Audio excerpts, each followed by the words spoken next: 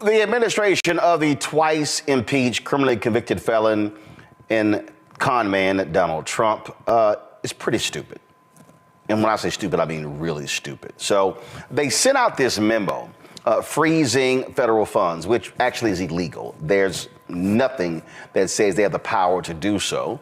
And so folks went to court. Federal judge agreed with them. Then today, these idiots tried to send out a second memo saying, no, you know what? Scratch that. This really applies to these different groups. But then they got even more stupid because their, youngest ever press secretary, Caroline Leavitt, that dumbass then goes, this is not a rescission of the federal funding freeze. It's simply a rescission of the OMB memo. Why? To end any confusion created by the court's injunction. The president's EO on federal funding remain in full force and effect and will be rigorously implemented. Well, guess what? That dumbass earned them a restraining order. Go to my iPad. This is from Politico Story. The judge here, federal judge, says, I'm inclined to grant the restraining order. I fear that the administration is acting with a distinction without a difference. That's how dumb these folks are. And what has happened is the confusion is impacting folks in every single area, intended or unattended, if you want to suggest that. And so as a result, and they really are focusing on DEI, anything dealing with the issue of race, critical race theory, you name it, that's what they are constantly attacking. Well, guess what? If the freeze is reinstated, funding to Black cultural studies at HBCUs could be at risk, as these programs rely on federal funds. Dr. Leslie Baskerville, the CEO of the National Association for Equal Opportunity in Higher Education, joins me now. Leslie, glad to have you back on the show. Dr. Walter Kimbrough, who was the interim president in Alabama at a school there, it's very interesting. He said it's a little hard to be an HBCU and not bring up Black history.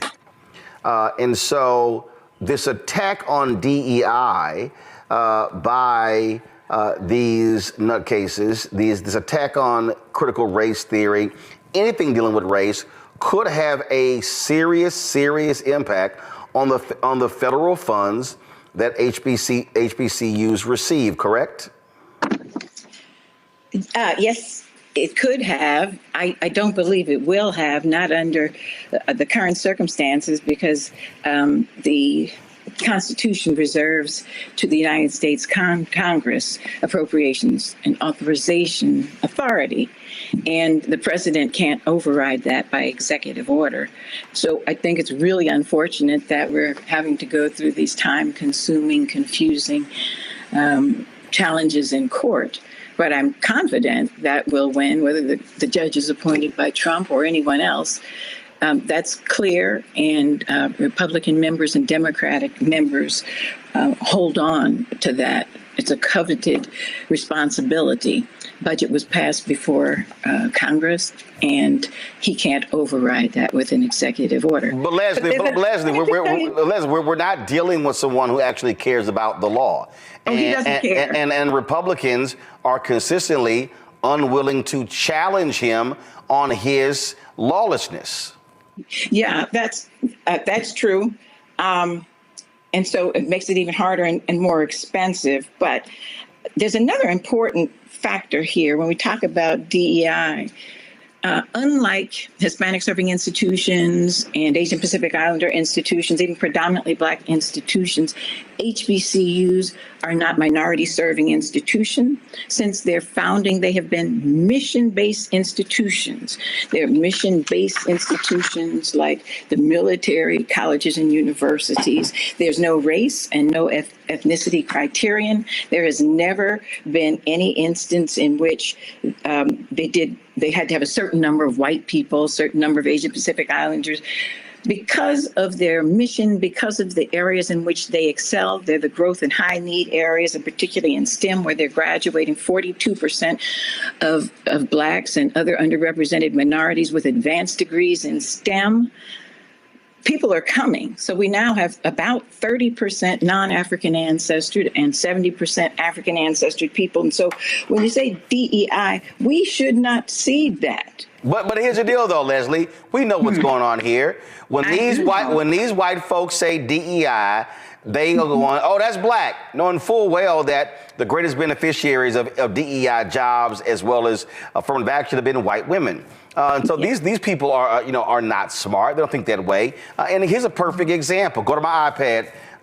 Look. Rutgers University canceled an HBCU conference as a result of this. In this conference, it was through the Rutgers Center for Minority Serving Institutions, said it was asked to cease all work it was performing under the auspices of Diversity, Equity, Inclusion, and Accessibility Hub at Jobs for the Future, which is funded by the U.S. Department of Labor. And so here's a perfect example. HBCUs are not solely for African Americans. They're just like, they're frankly, just like PWIs. It's a historical distinction, but let's be real clear. The people who wrote Project 2025, that's what this is all about, and HBCUs should worry because these people are crazy.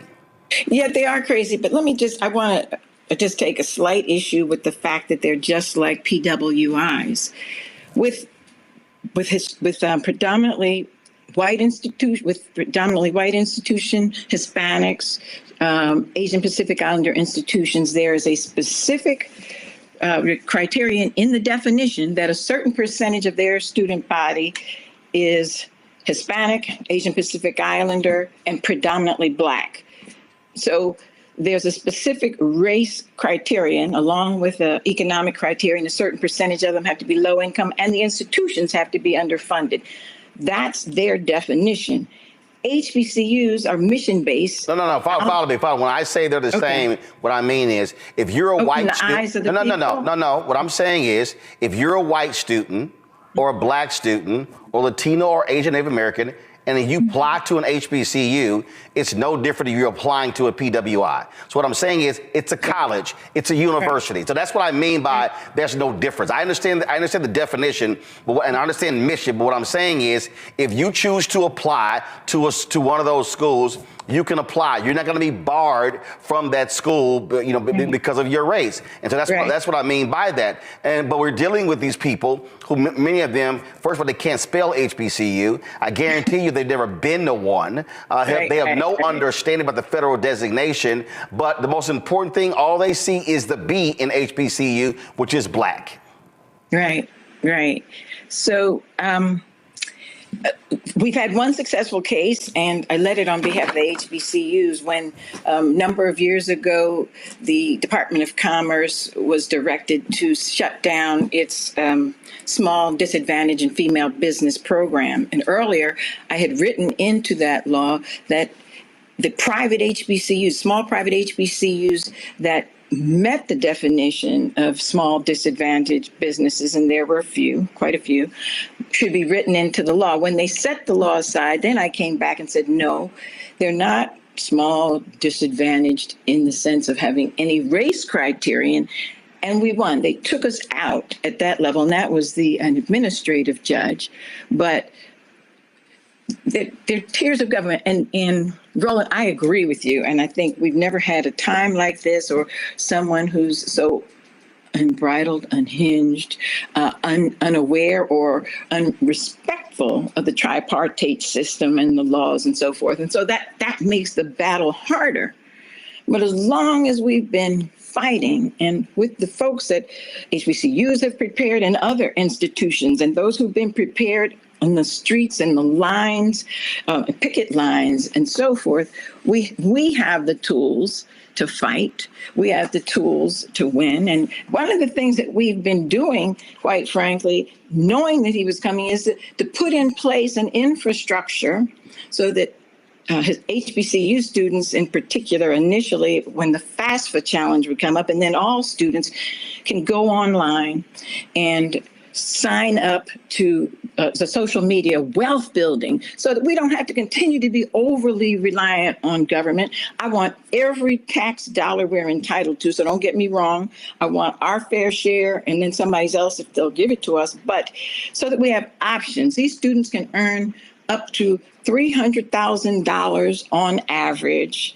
And that was in the test of the concept over 17 years, simply by going on and doing what students do. Click on and stay on social media. And so we're trying to create options while we're going after every dollar that we have. And we're not winning much. The courts are obviously stacked, and they're going to be stacked even heavier in a minute. But we're going to keep challenging them. The other thing is this: Trump and his shadow folks understand money. So HBCUs, mission-based institutions, 3% of American colleges and universities, they're graduating 42% of Blacks with advanced degrees in STEM. And his three immediate shadow co-presidents have as their top agenda item things having to do with STEM, with technology. And being one in the world seems to be more important to this president than being just and fair and equitable and comporting with any laws, regulations, policies, executive orders. And so they should understand that they can't get the America that they want without HBCUs. And let me tell you what happened. I don't know if it was by design or just sloppiness, because the whole thing is really sloppy. When in the executive order, the OMB decided which programs were going to be cut, they specifically mentioned Hispanic serving institutions and tribal colleges and universities, did not mention HBCUs. And I called OMB and I called people at the Department of Education. Their position now is that was not a mistake. But the question is why? Tribal colleges are non-racial too. So if you're going to exclude all of the non-racials, why were tribal colleges included? But it's a big mess, but I live to fight for justice. I've been doing it since I was 14. That's all I know. I get excited in the morning and doing that. And it's unfortunate that the clock has been turned so far back. The voting rights have been trammeled. Employment rights have been trammeled. Health rights, on and on. And justice, you let thugs and murderers out of jail and prison in mass. But we're up to the task, and we're not going to allow it to sit. And if there's any judge before whom we can get, there's no question, but the actions, these actions are in flagrant violation of the Constitution. And I think you can get a small number, but a number of Republicans to go along, because they value the appropriations responsibilities, and that's what they can take home to their constituents. Going to be prepared for the craziness that is going to ensue. Leslie Baskerville, we appreciate it. Thanks a lot. I thank you so much for allowing me to be here, and look forward to working with you and the colleagues there as we do push back. Have a glorious day. All right, thanks a lot. Thank you. Go to my panel here. Mondale, I want to start with you. I mean, listen, folk better be prepared. And bottom line is, it's a lot of people who are sleepwalking. And what pisses me off is I'm tired of hearing these people go, oh, my God, I can't believe this. And I'm like, dumbasses, we told you. They told you. It's in Project 2025. Trump lied by saying, I don't know anything about this here. I don't even want to know about it. I didn't even read it. They were lying the entire time.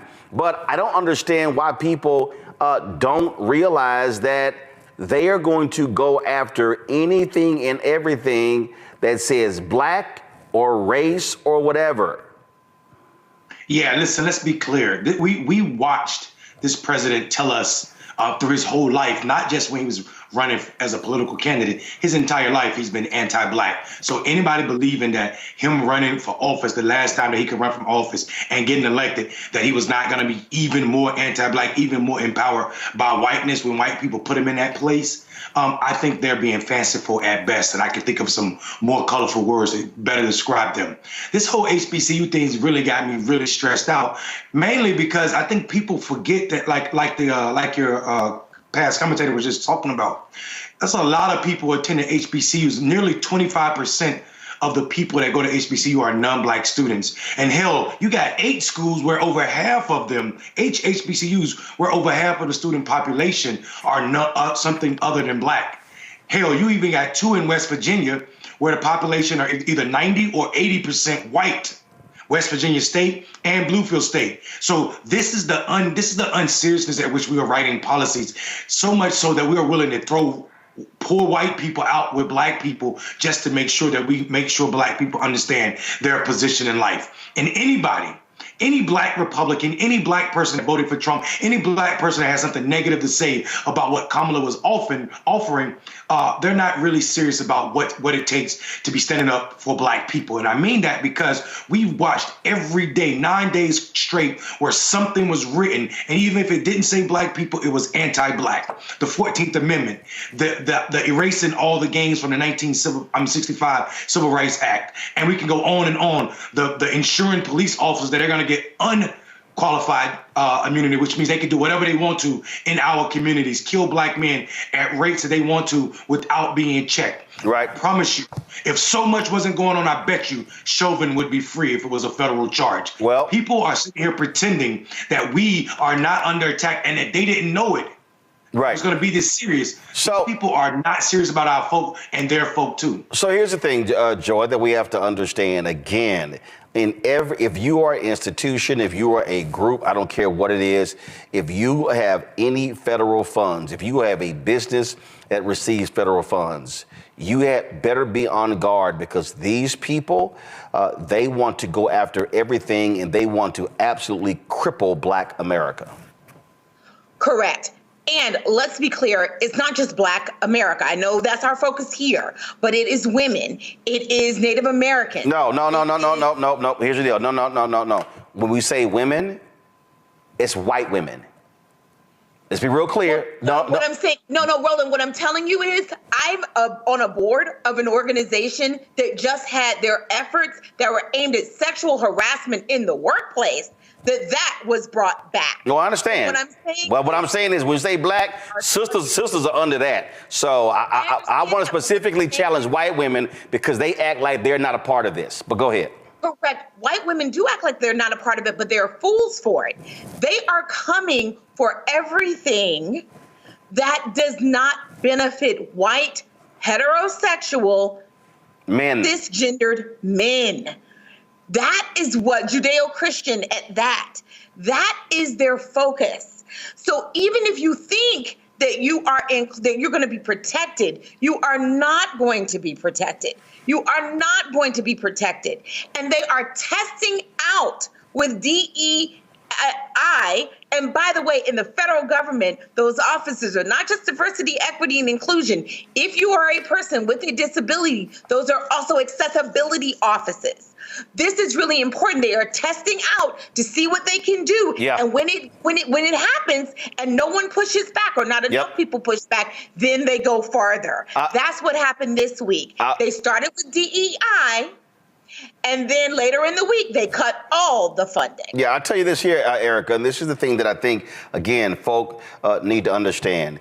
The people who are going to push back, and this is where, when you talk about fighting it in the courts, it's going to be the Democratic attorneys generals and the governors. They're going to have to lead the legal charge. Frankly, the folks in D.C., I don't know what the hell they're doing. They are $5 late and 5 days short. I mean, I've never seen folk react so damn slow to what's going on. But again, when New York Attorney General Tish James announced the first one to launch a lawsuit over the freezing of the funds, and then other Democratic attorney generals jumped in, guess what? Not a single Republican attorney general said a word, even though those broke-ass red states get the most money from the federal government. So that is what you're going to see. You're going to have a legal onslaught led by Democratic governors and attorneys generals.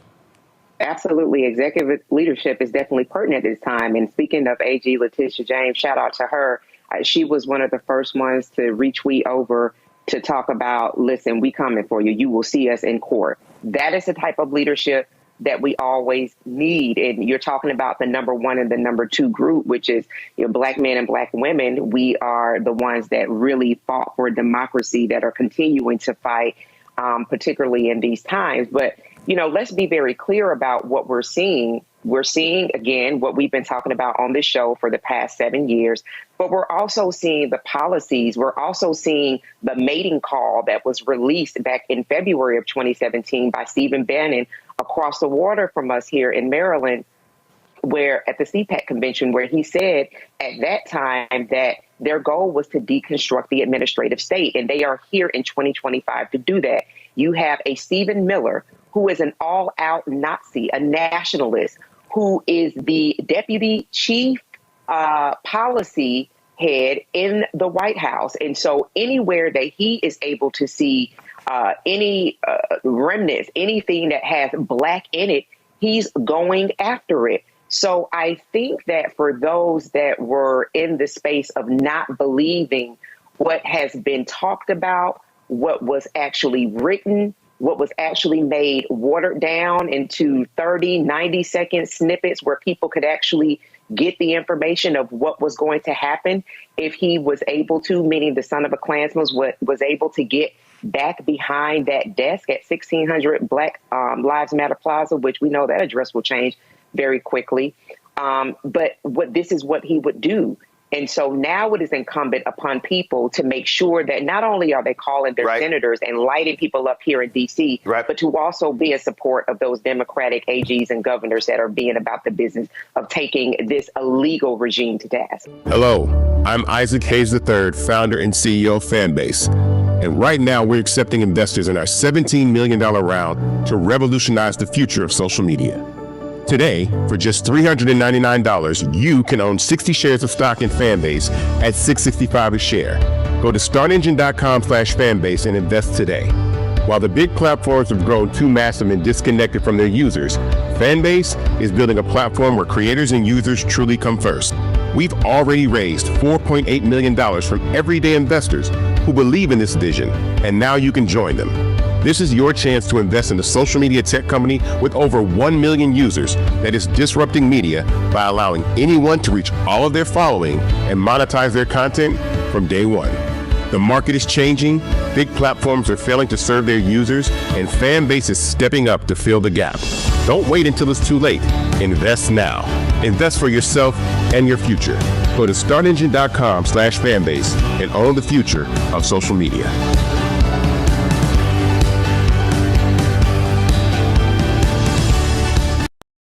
Folks, you've heard me say this time and time again, and I'll say it right now. Ain't no millionaires and billionaires contributing to our show.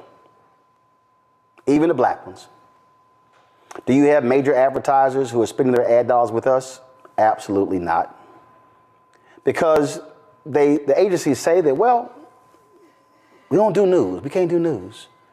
But I see these ads on Fox News. I see the ads on CNN. I see them on MSNBC. And there were people who literally said, oh, no, this ain't going to work. This is going to fail. Here we are 6 years and 4 months later, 1.58 million followers, started with 157,000. But it's also because of our fan base who contributed. 10,000 people watching live just on YouTube. More on our app, more on YouTube and the other places where we stream. And it's a lot of people. And they're people who I know personally, people who call and ask me to do favors, who don't even contribute to the show. There are people I've seen on social media talk about how we got to build our own ecosystem, support our own, who don't actually do it. My man Michael Harriot used to be with The Root, launched something called Contraband Camp. Last night, I signed up, $59.99 for a year. Because I can't say we need more black media, and I can't say that, but then I don't actually support it. Other people who I've actually poured into, invested in. So when I ask you to join us, there are people who are in our YouTube chat who are joining in. We don't charge a subscription fee. There's no minimum amount we charge you. Because the goal that we wanted is for this to be open so people can be able to access it. I was walking through the Atlanta airport when I arrived on Tuesday and I left on Wednesday. And so many brothers and sisters stopped me and they said, man, I'm watching your show. I'm listening to the podcast. Thank you. Keep going, keep going, keep going. But y'all, I say it all the time. We cannot keep going if we can't fund it. The lease of our office is up next year. It's going to be an increase. When we talk about staff, there are some positions that we would love to fill. Today, we actually shot 2 pilots of a show that I would love to launch. And we're going to run those shows in the next 2 weeks. There are 2 of the shows that we're planning pilots on. That's going to cost money for the people producing and working it and for the people who are hosting the show. Because I'm not saying please work for free. But we are not going to be able to have voices that speak for us if we don't support those platforms. So I do what I'm asking you to do. I literally support other Black-owned media platforms because we need more of the voices than just me. I'm just one person. But I want to create Black Star Network to create more Black stars.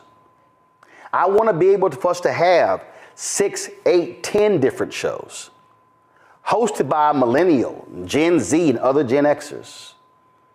I tried to do a show with a Generation Alpha, but the ask of his daddy was so outlandish that I said, there's no way I can even do that.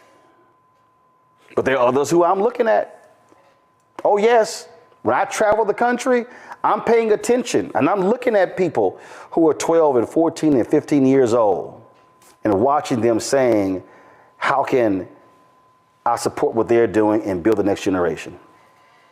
So when we ask you to support us, when I say we want 20,000 people on average giving $50 each, which comes out to $4.19 a month, 13 cents a day, y'all, that's $1 million. That $1 million from those folks is huge. Brother hit me today. He said, man, I've been talking about contributing. He said, I finally did it today. He contributed $250. There's some other people I saw, they contributed $10. Somebody contributed $1.08. That 8 cents matters just like it was $800. It all adds up. So what we do here is what nobody else in Black-owned media is doing. We are trying to build a network of multiple voices that will speak to our people in a way to serve as giving the clarion call to justice, to truth, to honesty, to decency, the people who are going to cast the vision. And we need you to say, like the people did to Nehemiah, let us rebuild. I would love for all the people who are watching, would love for today for us to raise $100,000. If 2,000 people gave $50 and there's 10,000 of y'all on YouTube right now, we hit that easy. You can't give us direct on the Cash App because they shut down our accounts. So you can use Stripe. This is the QR code. I posted the link directly in the YouTube chat. But if you want to use Cash App for Stripe, it's right here. This QR code, if you're listening, go to blackstarnetwork.com. If you want to give via PayPal, PayPal is paypal.me/rmartinunfiltered. Venmo is venmo.com/rmunfiltered. Zelle is roland@rolandsmartin.com, roland@rolandmartinunfiltered.com. If you want to be old school, so your check and money order, P.O. Box 57196, Washington, D.C., 20037-0196. Last night, President Trump plunged the country into chaos. Without a shred of warning, the Trump administration announced a halt to virtually all federal funds across the country. In an instant, Donald Trump has shut off billions, perhaps trillions of dollars that directly support states, cities, towns, schools, hospitals, small businesses, and most of all, American families. It's a dagger at the heart of the average American family in red states, in blue states, in cities, in suburbs, in rural areas. It is just outrageous. Just outrageous. The twice impeached, criminally convicted felon in chief Donald the Con Trump is a new order could impact billions, if not trillions of dollars of funding allocated to state and local government if it goes back to in effect on Monday. U.S. District Court Lauren Ali Khan blocked the action Tuesday afternoon, minutes before it was set to go into effect at 5 p.m. The administrative stay pauses the freeze until Monday. Bobby Kogan, the Senior Director of Federal Budget Policy at the Center for American Progress, joins us to discuss who may be affected by this decision. Bobby, how are you doing? Doing great, Robert. Thanks so much for having me on. Well, thank you so much. Talk a little bit about who exactly this order, this executive order would impact if it was to go into effect on Monday.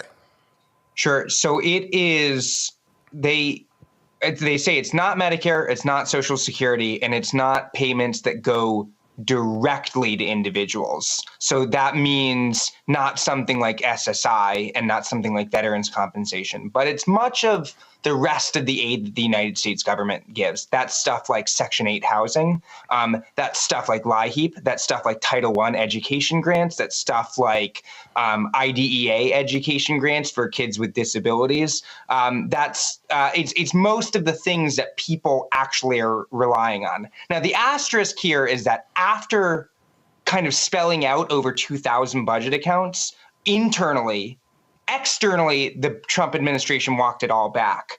And so their internal messaging implies that it's lots and lots and lots and lots of programs that Americans rely on. And their external messaging implies that it's nothing. And so, as we've seen before, when President Trump was running for office, he said, I know nothing about Project 2025. I've heard nothing about Project 2025. I don't know who these people are or what's happening. But this is directly out of Project 2025. So should we believe their external messaging that we saw at the White House briefing today, or believe the internal documents which truly say they want to gut these federal programs? I think we should believe the internal messaging. If you look at the budget request that Trump made when he was president last time, he called to eviscerate the social safety net. He called to cut SNAP in quarter. He called to cut Section 8 in third. He called to cut Medicaid in half, right? So they clearly want to do this. Whether their walk back is all a show or they got scared and wanted to lie about their initial policy, I think is a different thing. But it's very, very, very clear that externally they were feeling the heat. But to your point, I think that we should assume, and we had, there were reports today of states logging in and not being able to get their Medicaid money for the upcoming quarter. There were pauses on Head Start grants and that sort of stuff. So it's very clear that they were working towards pausing huge amounts of the federal government. And what we've seen thus far with these 300 executive orders plus that were still coming down the pipelines is it seems that they're attempting to flood the zone. That if you throw enough crazy things out there minute by minute, hour by hour, there will not be enough money for lawyers to challenge every single one of these executive orders in court. There will not be the scrutiny to be able to dive into each of these things, because before you get through one, another crazy thing is going on. What can people actually do to fight back against these orders, and what does this administrative stay mean? Yeah, I think that that's astute, right? I mean, the common theme of the Trump administration, the thing that runs through all of it, is chaos for the American public. I'm not sure what an individual can do per se. That if there are missed payments, any of the agencies or states or facilities that misses the payments will know, and then they will sue. And that will presumably put another stay, right? So you referenced the federal judge today who put a pause on it, but just through Monday. That's kind of fortuitous for the Trump administration for stays, because February 1st, the beginning of the month, would have been a huge period of a lot of federal outlays. So you'll have to wait for someone to get standing due to a missed payment, and then that person can sue. I would just say, if you're listening and you are not getting a benefit you are supposed to get right now, I strongly encourage you to talk to your local reps and also to your district offices for your federal reps, because right now part of the issue is it's very difficult to understand what is going on. The chaos, the uncertainty is a feature rather than a bug. And from a constitutional perspective, Chuck Schumer said it earlier, Congress has the power of the purse strings. When the president takes his oath of office, he raises his right hand and says, I will support and defend the Constitution. I will dutifully carry out the edicts of Congress. Does the president have the power? Does he have the ability to simply say, I'm not going to distribute money which has already been passed by the Congress, signed into law, and put forward? No, he does not. If the president doesn't like this spending, there's actually a special path that's filibuster proof. It's easier to pass than a normal bill to help rescind and peel back unused funds. Right? If a president doesn't like a law, you can try to change the law. But what you're not allowed to do is simply ignore a law that you don't like. What you're not allowed to do is just not carry it out. Now, I will quickly say there are paths to legally pause spending. But President Trump did not take those. He didn't take them when he was in office in 2019 and illegally paused Ukraine funding, and he didn't take them this time, right? So what we see is a direct willingness to flagrantly violate our spending laws. And on that point, he knows he can't do this. He knows he can't suspend the 14th Amendment when it comes to birthright citizenship. He knows he can't do many of these things. But what is the plan for people and for parties and groups to really fight back against this besides paying lawyers exorbitant fees to go before federal courts? And then as a codicil, we have so many judges that President Trump appointed. Is there a chance that a 6-3 majority on the Supreme Court, if it gets that far, may just decide to give him these additional powers? I would be skeptical if the Impoundment Control Act is overturned. What President Trump is pushing is radical even for him. Now, of course, I say that, and then every week he comes out with another even more radical executive order. But the argument behind what he is trying to say is that spending and only spending laws are optional, and that Congress may not bind the president to spend. And what that would mean is that Social Security is unconstitutional. What that would mean is Medicaid is unconstitutional. What that would mean is Medicare is unconstitutional. It would mean that when you are owed your Social Security check, the president always has the option to say, no, I don't feel like giving it to you. That is a really radical legal belief, and that is what has to kind of undergird the idea that the president is always able to impound, right? He argues that the president has inherent impoundment authority, and that has to mean that the president can't bind any spending. I can't imagine the Supreme Court saying all of our entitlement law, all of our spending law is unconstitutional. That is a bridge very far. Now, will some Supreme Court justices say that? I'm sure some will, but I am maybe I'm too naive here, but I don't think that we will see it overturned. I agree. And look, I want to be as optimistic as you, but I think we all said Roe was settled law. I think we all thought that the North Carolina, the Harvard cases on schools, that was settled law and affirmative action. So for people who are looking at this and trying to find out what are the steps going forward, can you talk a little bit about what happens if this administrative stay fails on Monday and this goes into effect? What will happen to individuals who are depending on many of these services like Meals on Wheels and other government programs? Yeah. So by virtue of it starting back up on the 3rd rather than the 1st, there will be kind of a little bit of respite. Basically, they're targeting funds that get administered by other things. The federal government will give money to a state or to an authority or to a facility, and then they will carry it out. And so it's not that they can't continue to give out funds, it's that the federal government may not give out any more. So what we're looking at is when the federal government would miss the timing of a payment. Many payments come out at the beginning of the month, some come out quarterly, some come out annually, some come out when grants are due. So we are looking for something whose, we're targeting something for when a payment ought to have gone out, but now because of this illegal order is not able to go out. And so we will only start to see the effect when kind of that first missed payment happens. And so it'll be program by program, right? Eventually, if this were to go on long enough, eventually this stops huge swaths of the federal government. But basically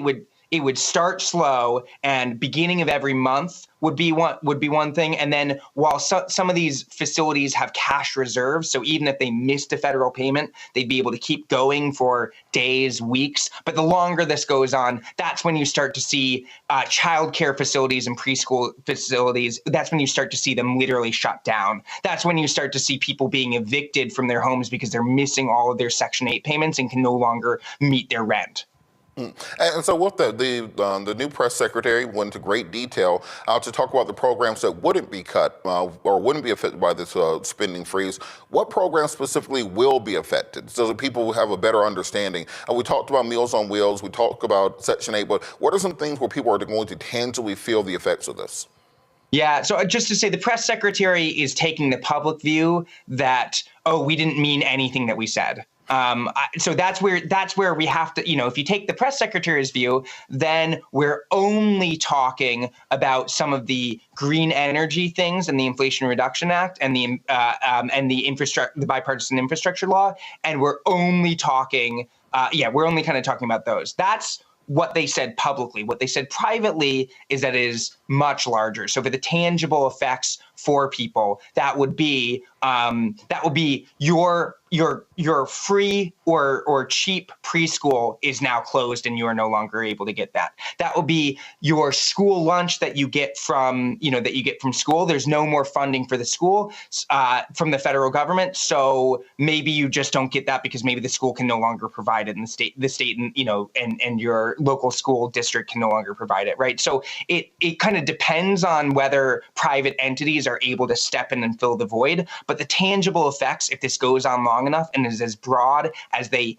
implied it would be, and that their private messaging says it would be, it is stuff like your nutrition, it is stuff like your education, it is some of your healthcare, your community health centers and stuff like that, and it is some of your housing.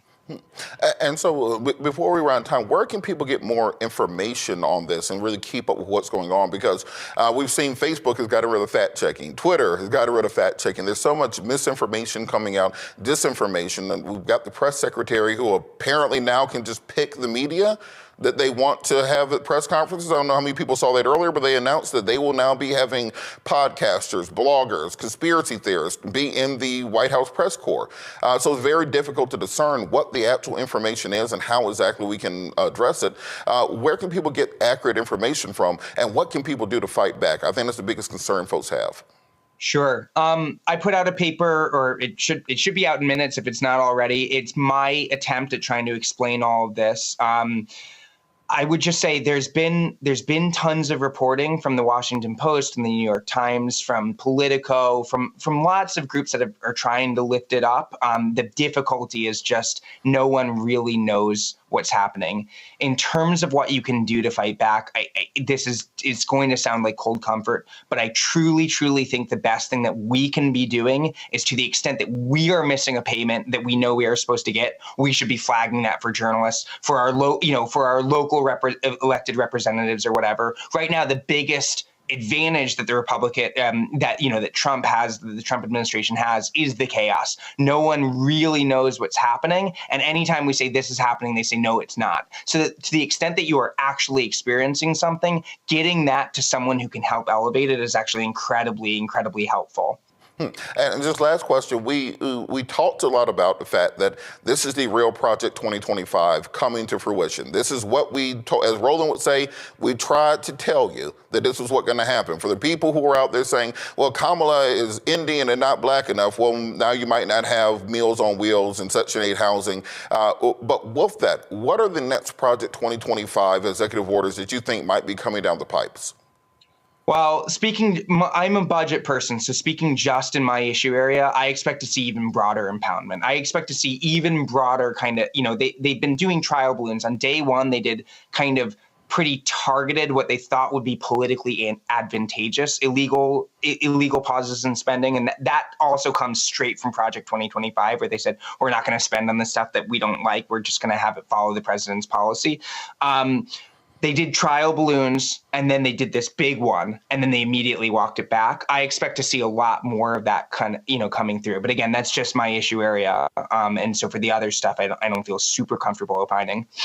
Well, I think it's something we have to watch, and if they are able to take the power of the purse string away from Congress and move it into the executive, we are fundamentally in a different form of government than what our founders said. I grew up with conservatives saying we want less power in the executive. We want small government. We want power to be more democratically with the Congress and with the people. And as soon as they get into power, all that goes out the window. I tell people all the time, don't listen to the flowery language. Watch the actions that people are taking. Thank you so much, Bobby, for joining us. How can people follow you on social media? Thanks so much for having me. I'm on Blue Sky, and it is BBKOGAN. And for now, I'm still on the bad site, but mostly I'm on Blue Sky. All right, Bobby Kogan from the Center for American Progress. Let's go to our panel. Today, we're joined by Dr. Mustafa Santiago Ali, former senior advisor for environmental justice at the EPA from Washington, D.C. Benjamin Dixon, pastor, political commentator, and author of God is Not a Republican out of my hometown of Atlanta, Georgia. And also Dr. Larry J. Walker, assistant professor at the University of Central Florida, joining us from Orlando, Florida. So we got to work our way through some of these executive orders. I'm going to start with you, Mustafa. You know, you worked in the environmental protection. You are an expert in these things, and these are the exact programs that he's going after. What do you think it says that he is attacking these particular programs when he said he was running to lower the price of eggs and milk? Well, what it says is that he's willing to put profit over people. He's willing to actually put our most vulnerable communities in the crosshairs of these executive orders, of the, taking these needed resources away from communities that have always been under-resourced. And it's just saying that, whether it is a matter of you getting sick or losing your life, it is not of great concern to what's going on. I mean, I think we got to also give a shout out to Judge Leo Khan for, the stay that's currently going on. And making sure that giving people enough time to actually take a quick breath so that folks don't just get caught up in the chaos. But we know that communities all across the country, when you look at what they're actually doing here, you can think about Flint, Michigan, because they're talking about taking dollars away from water infrastructure, or Jackson, Mississippi, or a number of other communities out there that are literally, in many instances, just hanging on when it comes to what they're drinking or what they're breathing. So we have a responsibility to, one, stay focused, to make sure, as Bobby shared with us earlier, that we're calling out if resources are not making it to the places and spaces they're supposed to and when they're supposed to. And then the most important thing also is that making sure that we are elevating the message, the stories about how people are being impacted across the country based upon these decisions. We got $1.1 trillion in grants that are out there, usually on a yearly basis, and $750 billion in contracts. And when you start playing around like this, we know who's going to be hit first and worst, but you also are going to create all kinds of really just devastating impacts to both working class folks, the middle class, and of course our most vulnerable. And Dr. Walker, I want to bring you on this conversation because we've been telling people about the dangers of Project 2025 for nearly 2 years. We've had specials on it, town halls, we've sent out mailers, conversations. People seem to be completely surprised that Donald Trump is doing exactly what he said he was going to do. So what do you think has to happen for people to understand that this is the Project 2025 agenda and then start formulating plans on how to fight back against it? Yeah, I think this is a really important point. You're right. Roland talked about this in great deal throughout the United States, among other people who care, passionately about how, various policies and issues impact the Black community. And so a lot of this is just too late, right? You talked about your previous guest about, what kind of entities are in place to kind of fight back against some of these policy changes. But I think there are a couple things that we need to consider based on the election and where we are right now. Is that what you're seeing is an erosion of the three branches of government. We talk about executive, judiciary, and legislative. What you're seeing is, undercutting the power of the legislative and judicial branches and strengthening the power of the executive branch. Also, what we're seeing here is essentially when it comes to the federal government, eliminating it as the elimination of the administrative state. And I think people need to understand that. And that's what we're seeing today in terms of people don't consider how the federal government impacts their lives, billions and trillions of dollars on a daily basis.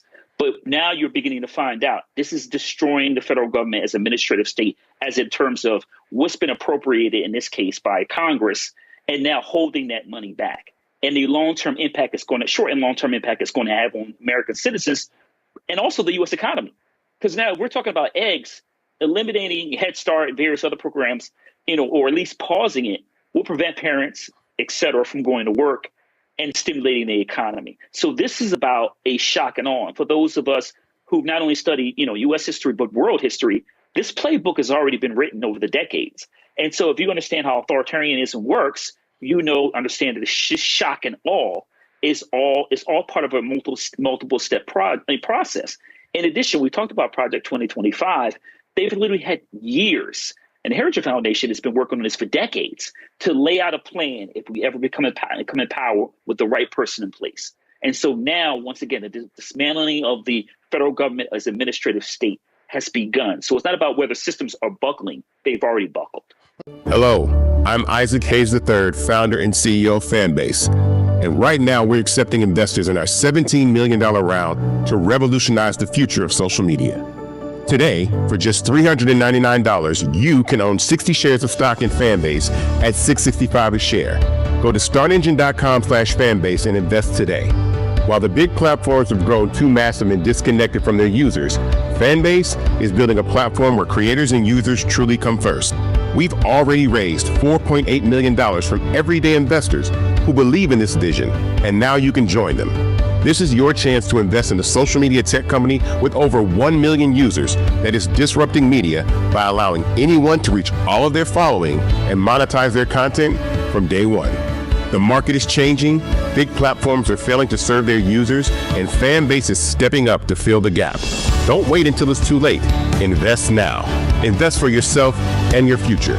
Go to startengine.com/fanbase and own the future of social media.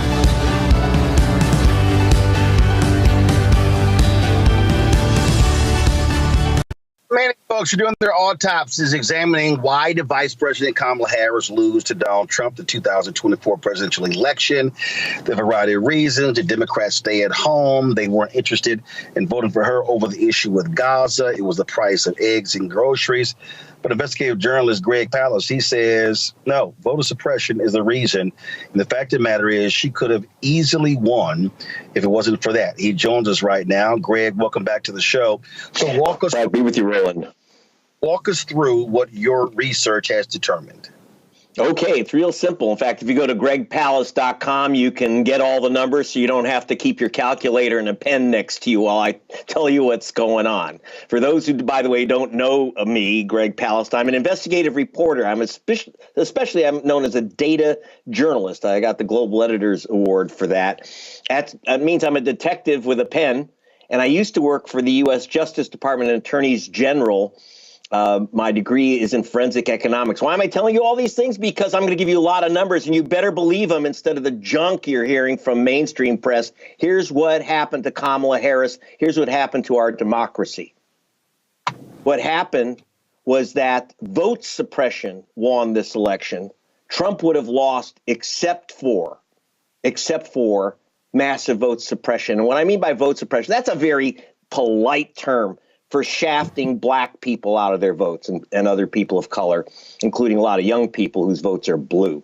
Now, here's the calculation, and I'm very good at this stuff. I've been doing it for the NAACP, ACLU, Black Voters Matter, and the Reverend Jesse Jackson for years, this type of technical analysis which I take into courtrooms. Here's the number. If it wasn't for vote suppression, Kamala Harris would have had 3,565,000 more votes. 3,565,000 more votes, which would have given her a plurality of 1.2 million in the popular vote over Trump. Even more important, if not for Jim Crow trickery, which reached it's not new to this election, but it reached new heights in this election, Roland. Kamala Harris would have easily won Wisconsin, Michigan, Pennsylvania, and Georgia for a total of 286 electoral votes, and she would be president of the United States right now. And here's how it breaks down, Roland. And this number is from the United States Elections Assistance Commission, an agency you've probably never heard of, but their job is to keep track of the votes in America They track it, but they also do something else. They keep track of the non-votes in America. We are a nation that America's nasty little secret, Roland, is that we don't let everyone vote, in particular voters of color. In 23, leading up to the 24 election, states purged 4,776,706 voters from the voter rolls. 4.8 million, almost 5 million voters were simply erased off the voter rolls.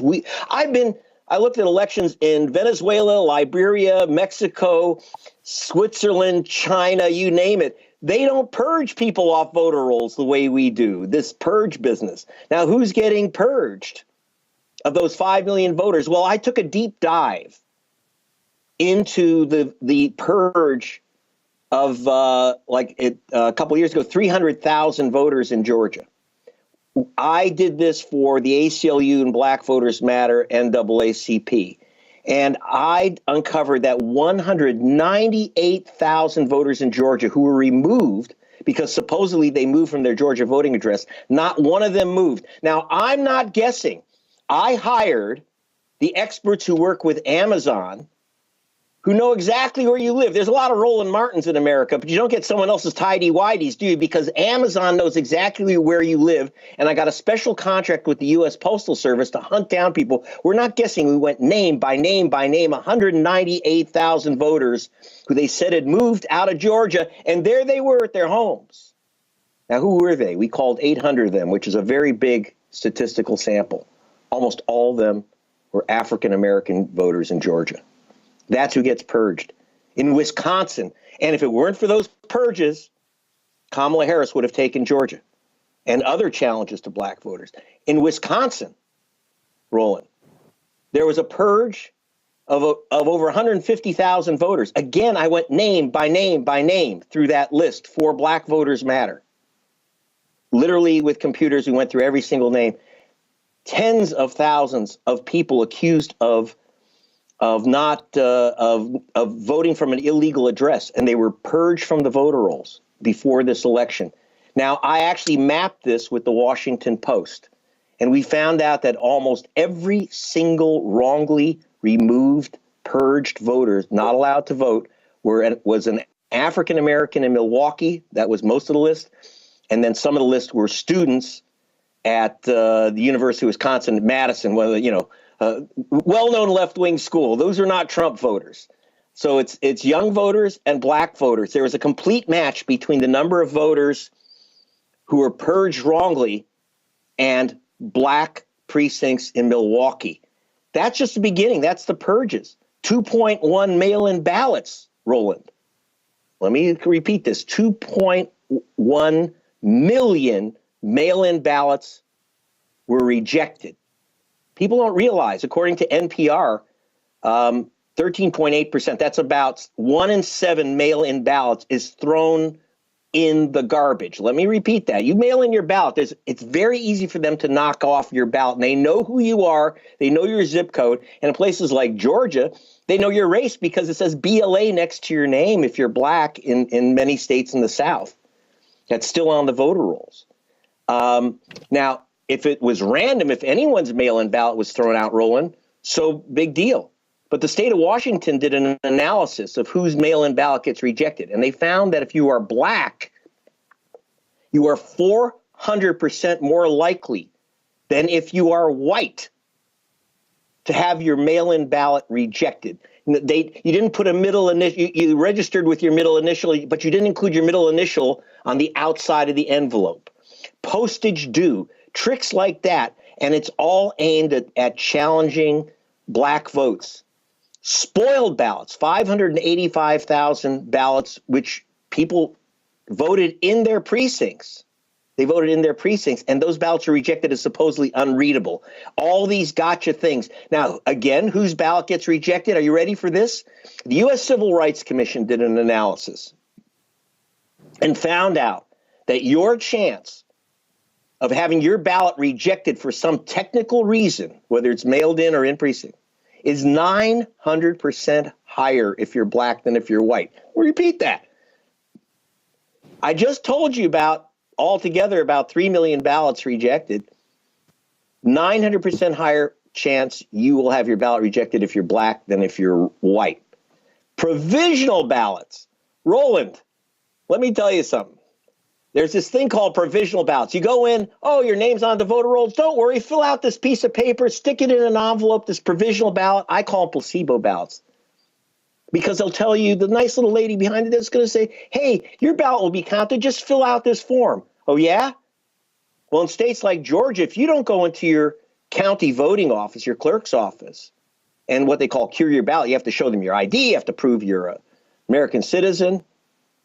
They're going to throw your ballot in the garbage, according, again, to the U.S. government, the United States Elections Assistance Commission. This isn't just Greg Palast saying it, Roland. The U.S. government says that 43% of all provisional ballots are thrown in the garbage. Whose ballots are they? If you're black, Hispanic, or Asian American, the chance you will be shunted to one of these placebo BS back of the bus provisional ballots is 300% higher if you're a voter of color than if you're white. So whose provisional ballots are in that dumpster? Voters of color. And how does this happen? The Brennan Center, if you go to gregpalast.com and actually see these, you can see this map that I got from the Brennan Center. 30 states passed laws making it more difficult for people of color to vote in the 2024 election. That was Trump's victory map. Altogether about, because not everyone purged would have voted for Harris, not everyone purged would have voted, but still you've got about 2.3%, 3,565,000 voters who would have voted for Harris were denied their ballot or denied the right to vote in the first place. And that's just the beginning of the ugliness. Greg, you called it Jim Crow trickery. When people have to understand that this idea in terms of how they changed these laws. First of all, was a white man in Ohio who sued and went to the Supreme Court because Ohio purged, saying that, well, he had not voted in 2 or 3 elections. And he sued and he lost. Supreme Court cleared the way for purging. But then what we've seen the legal purging where, we didn't realize X number of people were on the list. It happened in Virginia. It's happened in Florida. It's happened. And there's no coincidence that it keeps happening to African Americans. And it's all about creating massive hurdles. As you said, you got to sign the outside and the inside. It's like all these different rules, and it happens in Pennsylvania and other places, and it's all designed to be able to confuse people. And if you don't follow every single step, then you're in violation. And you don't even know whether you followed the steps. For example, you fill out a provisional ballot, and no one says, put in, like, for example, in Ohio, it says put in an ID number. Well, if you say, or driver's license number, and if you say no driver's license, they'll disqualify your ballot. They will disqualify your ballot. I didn't know that voting had to do with whether you had a driver's license or not. I thought it had to do with whether you're an American citizen. And by the way, when the Supreme Court said, if you haven't voted a couple elections, they can remove you, supposedly on grounds you've moved away, that's why you haven't voted. Well, it says right in the 1993 Voter Registration Act, the National Voter Registration Act, it says right there, you cannot be removed because you've chosen not to skip a couple elections for whatever reasons. By the way, I've skipped a couple elections because I'm a journalist and I've had to go out on election day when I didn't expect to, but basically out of the white areas, I didn't get purged and I'm not going to get purged. What happens is that you get purged if you're in Columbus, if you're in Dayton, if you're in Atlanta. And again, 4.776 million voters purged. And when I went through that list, overwhelmingly black and overwhelmingly wrong. Overwhelmingly wrong. And let me, by the way, if you want to see what happens, I'm giving you numbers because I'm a statistician, but I want to tell you about human beings, Roland. If you watch my film Vigilantes, Inc., which, by the way, Jamie Foxx and Leonardo DiCaprio have made this film available to stream for free if you go to gregpalast.com, and you will see me in an Atlanta voting station, at an Atlanta voting station, where, and I'll tell you about the man you're seeing right there, Major General Gamaliel Turner. Now, Gamaliel Turner, this man who was 70 years old, the Pentagon's expert on warfare of the future, and if you can see on your screen, he is definitely African American. He was assigned by the President of the United States to go from Fort Benning, Georgia, to a base in California. And he didn't get his vote. His mail-in ballot didn't come, and he calls up Georgia. He says, what happened? They said, well, Major Turner, you've been challenged. He says, what does that mean? He says, someone challenged your vote, and so you can't get your ballot. He says, well, what do I do? He says, well, just come on in and show you're a citizen and that you live in Georgia. And he says, wait, I'm a soldier. I'm 2,700 miles away, and 2 days before the election, you want me to come, just come in? Now, you have to understand, one person challenged 4,000 people out of the Fort Benning area, almost all of them African-American soldiers. This was not a government official. This was a Republican Party official, the chairman of the Republican Party in southern Georgia. His name's Alton Russell. He even dresses like a vigilante. You'll see him in the film with a 6-gun. He thinks he's Doc Holliday. This guy challenged 4,000 voters. Now, I got to tell you, Major Turner actually flew to Georgia. He flew 5,000 miles to go to federal court to get his ballot, one ballot counted. 4,000 others, again, mostly black soldiers out of Fort Benning, did not get their ballots. And you saw on the screen, you had one woman that I confront in the film. She works for Marjorie Taylor Greene, a white Republican. And I'm telling you, there were 88 challengers 2 years ago in Georgia, or 4 years ago, and all of them are white Republicans. They're not government officials. I'm not being racist about it. That's what they were. One single woman challenged 32,000 voters, and I showed her the pictures of her black neighbors. I said, do you know who these people are? No, you don't know who these people are, but you challenge their right to vote. So they were challenging soldiers. They're challenging students.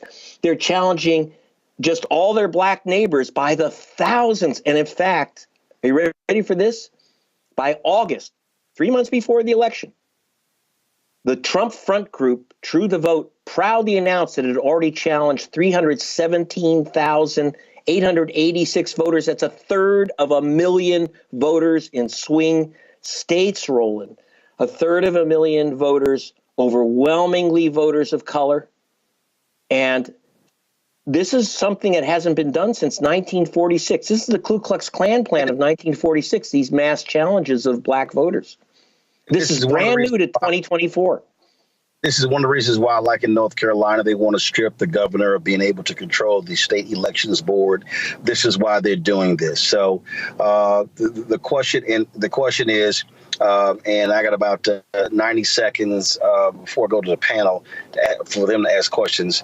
What is now happening in advance? Because now, of course, they control the Department of Justice. You're not going to see any voting rights investigations. You're not going to see any of this.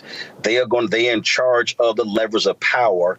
So what now? What happens next? How must people prepare themselves for what we are about to see? Because now they're going to have the power to do this on steroids. Well, tomorrow I'm going to be having breakfast with the Reverend Jesse Jackson, or Wednesday, and planning what our line of attack will be to protect these votes. I'm working with Gerald Griggs, president of the NAACP of Georgia, Latasha Brown, Black Voters Matter. You notice I'm not working with the Democratic Party. One, because I'm a journalist and I'm a nonpartisan. But the Democratic Party is totally missing in action on vote suppression. They just aren't there.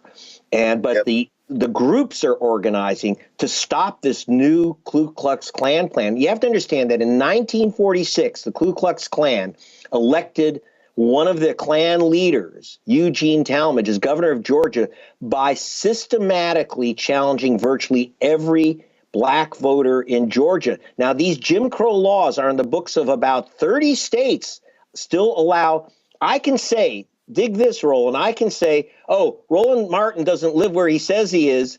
He shouldn't be allowed to vote. Now, who's Greg Palast to say that? Doesn't matter. As long as you live in my county, I can challenge your right to vote, and you're not going to get a ballot. Or worse, you'll mail in your ballot. You won't even know that your ballot wasn't counted. Right. So here's the question.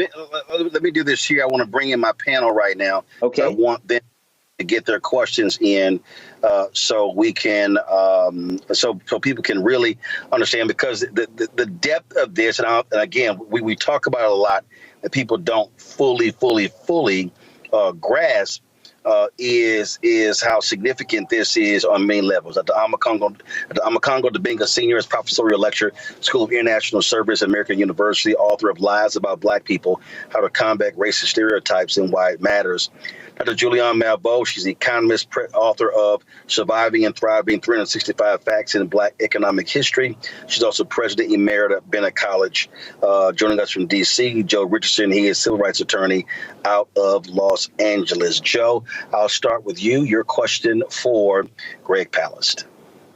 Mr. Palast, appreciate you being here. Roland kind of took what I was going to ask next, but let me ask this. You've been doing what you've been doing for a long time.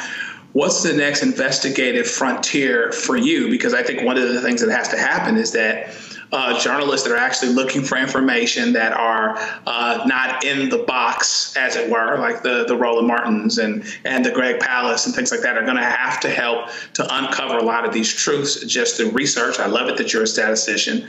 What is it that you're going to be, I know you're going to do some things related to this issue, but is there any other issues out there that connect to some of these things, some of these justice issues that you're looking at next? Well, I am very, very concerned about this, and I want to dig deeper into this, in the challenge, this mass challenge of voters by self-appointed vigilantes. Again, this is the Ku Klux Klan plan of 1946 and this Trump front group called True the Vote. They're the ones, by the way, that came up with this, with the film 2,000 Mules, where they called 2,000 black men. Every one of them was a black man. 2,000 black men were supposedly stuffing ballot drop boxes with multiple ballots. They were being paid supposedly by George Soros and Mark Zuckerberg $10 each to commit a felony crime. I got to tell you, every person that they showed on camera as a black men stuffing ballot boxes, because every ballot box has a camera on top of it so they can see what voters. Every one of them was a legal voter, and they've been sued to fare thee well, but they don't care. They don't care. They were proudly knocked off 1/3 voters by August. Their aim was 2 million voters by Election Day. What I have to do is, I've been getting stonewalled by state officials who have not been giving me the numbers. How many people in the end were challenged? How many people actually did lose their vote? I need those numbers. It looks like the numbers are huge, but I want to get a more exact analysis from each state. But they're stonewalling us, and we're not going to get the numbers from the Elections Assistance Commission until maybe even for another year, if at all, because the states are resisting and they're not required by law to turn over the data. We're the only we're the only nation among so-called democracies where the vote count and the vote non-count is some type of state secret. We need to know how many ballots were rejected, how many voters like Major Turner lost their vote. When I was and so I want to find out. I need to get those numbers, because this is a brand new thing, this vigilante vote challenges of, again, not government officials, but self-appointed vigilantes who are getting lists. We had this one woman in Cobb County, Georgia, works for Marjorie Taylor Greene. She submitted 32,000 names in Cobb County, 32,000 names, one GOP official. And, again, it's not just, and I want to tell you, it's very important. It's not just numbers. I was at the polling station when a 92-year-old woman in Atlanta was thrown out of the polling station where she'd voted for 50 years, 92 years old, in a walker, thrown out into a storm. Her granddaughter in hysterics. Well, I went to the house that she said she no longer lived in. It was just down the street from the polling station. And there was a picture of her having dinner with Martin Luther King from 50 years old earlier in that house. This was Martin Luther King's 92-year-old cousin.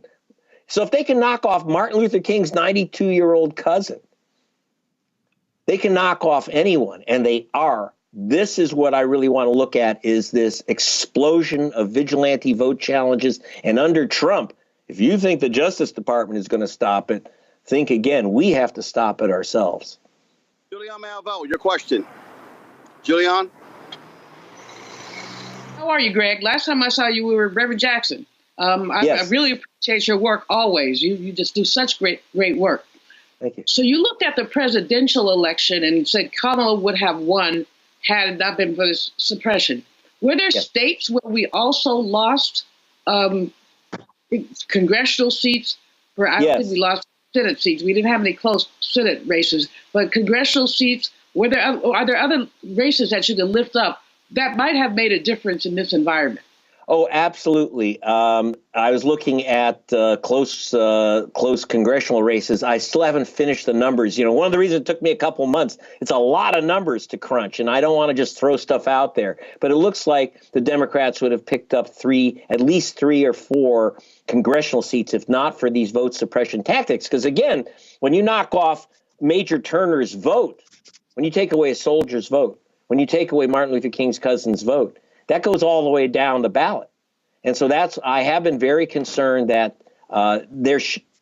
basically the GOP should not have control of the House of Representatives at this moment, except for their successful wielding of vote suppression tactics. But I will be issuing a report on the congressional races soon. But I will say that, but I will say this here, Greg, that the voter suppression that we saw, it does have an impact when you talk about the Senate race in Pennsylvania of Bob Casey. Yes, and I want to look at Pennsylvania because Cleta Mitchell, Donald Trump's lawyer, Cleta Mitchell she challenged tens of thousands of voters in the Philadelphia area through an organization called Eagle AI, which is, by the way, a very interesting name because Eagle Eye was the name of a racist group back in 1964 that challenged a whole bunch of Hispanic voters in Arizona. They brought back this racist operation from 64. They brought back the Klan operation from 46. It's shameless. And it's getting very little coverage in the mainstream U.S. press. Now, people should understand, I write for The Guardian and BBC, which are the world's major outlets in the English language. But it doesn't come into my home country. So I'm all over, I'm mainstream in the rest of the world, just not in America. Congo, what's your question? Well, thank you so much, Mr. Palace, for this work. I want to touch on, and you also mentioned Cleta Mitchell, who wanted to target youth votes. So I wanted to come back to your part on the youth vote. As a professor, I see so many kids who are disenfranchised and the like, but they don't have this level of information. They're not getting it on K-12 level. What is your charge? What is your opinion about what we should be doing with the young people as it relates to making sure they're aware of this as they're coming into the voting age and process? You're doing it. Education, education, education. The first thing I tell people, and really important for students, check your registration 90 days before an election. See if you've been challenged, see if you've been purged. In most states, within 9 days of election, you can re-register.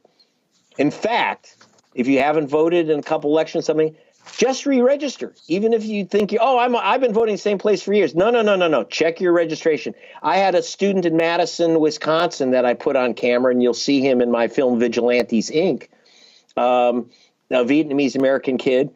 He had moved dorm rooms. He just moved, different part of the building. Well, under the law, you don't lose your vote if you move within your county. But they do this to students if they've moved at all. They send them a postcard to confirm their address. And if they don't get that postcard, because it looks like junk mail, most people throw it away. I call it the poison postcard system. If you don't see that postcard and return it, you lose your vote. One way to get around that is tell all your students, tell everyone, and tell them to tell their families. Check your registration 90 days before. The problem with the new challenge system, for example, Georgia changed its law so that these vigilantes can challenge your vote on election day. They don't have to notify you for 30 days. Well, The election's over after 30 days. So you get challenged. You may not. In fact, it was only by accident that Major Turner, this African-American officer, found out that his vote was challenged because he called. He said, "Where's my ballot?" They didn't notify him. They just said, "Well, you've been challenged." So we have to tell people to check their registrations, check and check again and again. A lot of states now, dozens of states, have same-day registration. So bring every form of photo ID you have and something to show your address, like an electric bill or something. So you start out by protecting your vote. The second thing you do is you get active. If you have students that aren't part of an organization on the front lines, forget partisan stuff.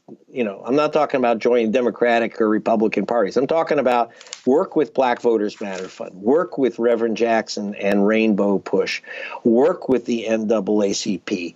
There's great organizations out there, like less known to a lot of people is the Transformative Justice Coalition, headed by Barbara Arnwine. A great Hispanic organization on the ground, Southwest Voter Registration Education Project. If you don't get active, the other side is active. And by the way, they don't go to sleep in off years. Americans go, progressives go to sleep in off years, whereas the vote purgers and the Jim Crow operatives, they're 24/7, 365 days a year, every year. They don't rest. And so we can't either. Greg Palast, I appreciate it. Thank you so very much. Before I let you go, I have been interviewing some of the candidates running for DNC chair. So if you had to ask Ben Wickler a question, what would it be? So when are you going to take on Jim Crow and stop hiding on this issue? I can tell you right now, Reverend Jackson asked both Kamala Harris and Joe Biden to watch my film, to watch Vigilantes, Inc., America's New Vote Suppression Hitmen, which you can, again, go to gregpalast.com, stream it for free. He said, watch it and do something about it. And Harris said, well, when I get elected, I'll sign the John Lewis Voting Rights Act. He said, well, here's the problem, Kamala, as you just found out. If you don't do something before the election, you ain't going to get elected. So that's what we have to do, educate. And by the way, if you want to show your films in the class, in your classrooms, in your churches, go to gregpalast.com and we can hook it all up and you can get that film so people can see for themselves a real story. And it's a movie, it's entertaining. But again, for those running for DNC chair, hey, man, take on Jim Crow. We got to do it again. All right, Greg Palast, we certainly appreciate it. Thank you so very much. Hello, I'm Isaac Hayes III, founder and CEO of Fanbase. And right now, we're accepting investors in our $17 million round to revolutionize the future of social media. Today, for just $399, you can own 60 shares of stock in Fanbase at $665 a share. Go to startengine.com/fanbase and invest today. While the big platforms have grown too massive and disconnected from their users, Fanbase is building a platform where creators and users truly come first. We've already raised $4.8 million from everyday investors who believe in this vision, and now you can join them.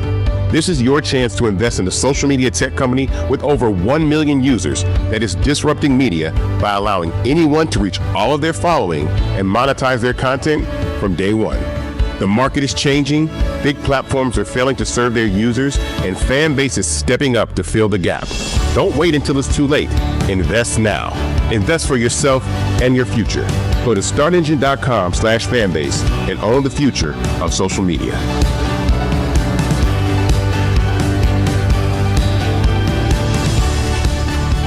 Folks, I told you what was going on here. I told you what was at play. What has been happening in terms of these crazy, deranged white supremacists and what their agenda is and what their focus is and everything that they have done since January 20th. DEI, DEI, DEI, DEI, DEI. So you got to understand something. First attacks with Black Lives Matter. Then the next attacks, critical race theory. Then it was woke. Now it's DEI. All of that for them means black. Black first and foremost. So understand something. Today, a news conference took place 14 hours after a Black Hawk helicopter, a military helicopter, collided with an American Airlines regional jet not far from the White House at DCA. I don't call it Reagan. I call it by its airport code. At DCA Airport. And this is what Donald Trump, this is what J.D. Vance, Pete Hegseth, Sean Duffy had to say. We must have only the highest standards for those who work in our aviation system. I changed the Obama standards from very mediocre at best to extraordinary. You remember that. Only the highest aptitude, they have to be the highest intellect and psychologically superior people were allowed to qualify for air traffic controllers. That was not so prior to getting there. When I arrived in 2016, I made that change very early on because I always felt this was a job that, and other jobs too, but this was a job that had to be superior intelligence, and we didn't really have that, and we had it. And then when I left office and Biden took over, he changed them back to lower than ever before. I put safety first. Obama, Biden, and the Democrats put policy first. And they put politics at a level that nobody's ever seen, because this was the lowest level. Their policy was horrible, and their politics was even worse. So as you know, last week, long before the crash, I signed an executive order restoring our highest standards for air traffic controllers and other important jobs throughout the country. So it was very interesting. About a week ago, almost upon entering office, I signed something last week that was an executive order, very powerful, on restoring the highest standards of air traffic controllers and others, by the way. Then my administration will set the highest possible bar for aviation safety. We have to have our smartest people. It doesn't matter what they look like, how they speak, who they are. It matters intellect, talent, the word talent. They have to be talented, naturally talented geniuses. You can't have regular people doing that job. They won't be able to do it. But we'll restore faith in American air travel. I'll have more to say about that. I do want to point out that various articles that appeared prior to my entering office, and here's one. The FAA's diversity push includes focus on hiring people with severe intellectual and psychiatric disabilities. That is amazing. And then it says FAA says people with severe disabilities are most underrepresented segment of the workforce, and they want them in, and they want them, they can be air traffic controllers. I don't think so. This was in January 14th, so that was a week before I entered office. They put a big push to put diversity into the FAA's program. Then another article, the Federal Aviation Administration, this was before I got to office, recently, second term. The FAA is actively recruiting workers who suffer severe intellectual disabilities, psychiatric problems, and other mental and physical conditions under a diversity and inclusion hiring initiative spelled out on the agency's website. Can you imagine? These are people that are, I mean, actually, their lives are shortened because of the stress that they have. Brilliant people have to be in those positions, and their lives are actually shortened, very substantially shortened, because of the stress, where you have many, many planes coming into one target, and you need a very special talent and a very special genius to be able to do it. Targeted disabilities are those disabilities that the federal government, as a matter of policy, has identified for special emphasis in recruitment and hiring. The FAA's website states they include hearing, vision, missing extremities, partial paralysis, complete paralysis, epilepsy, severe intellectual disability, psychiatric disability, and dwarfism all qualify for the position of a controller of airplanes pouring into our country, pouring into a little spot, a little dot on the map, a little runway.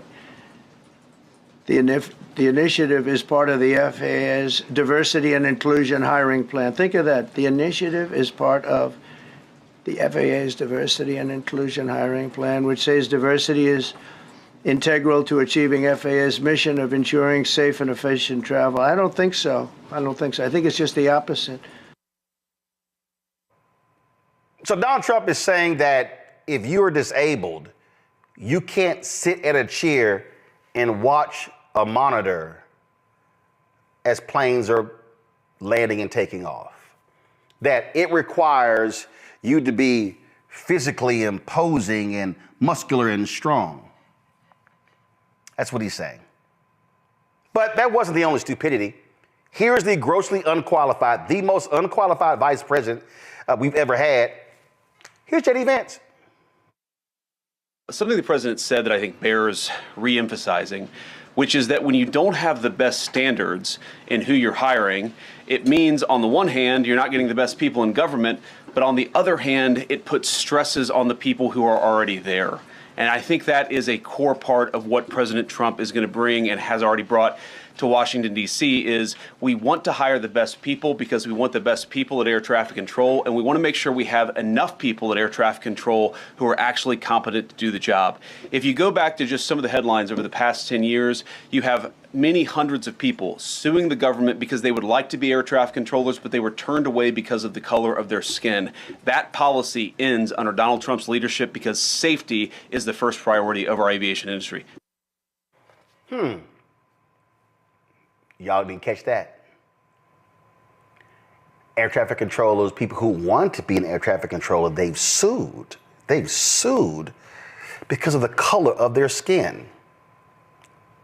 Y'all need to see, y'all always got to pay attention. He didn't say gender. He didn't say sexuality. It was the color of their skin.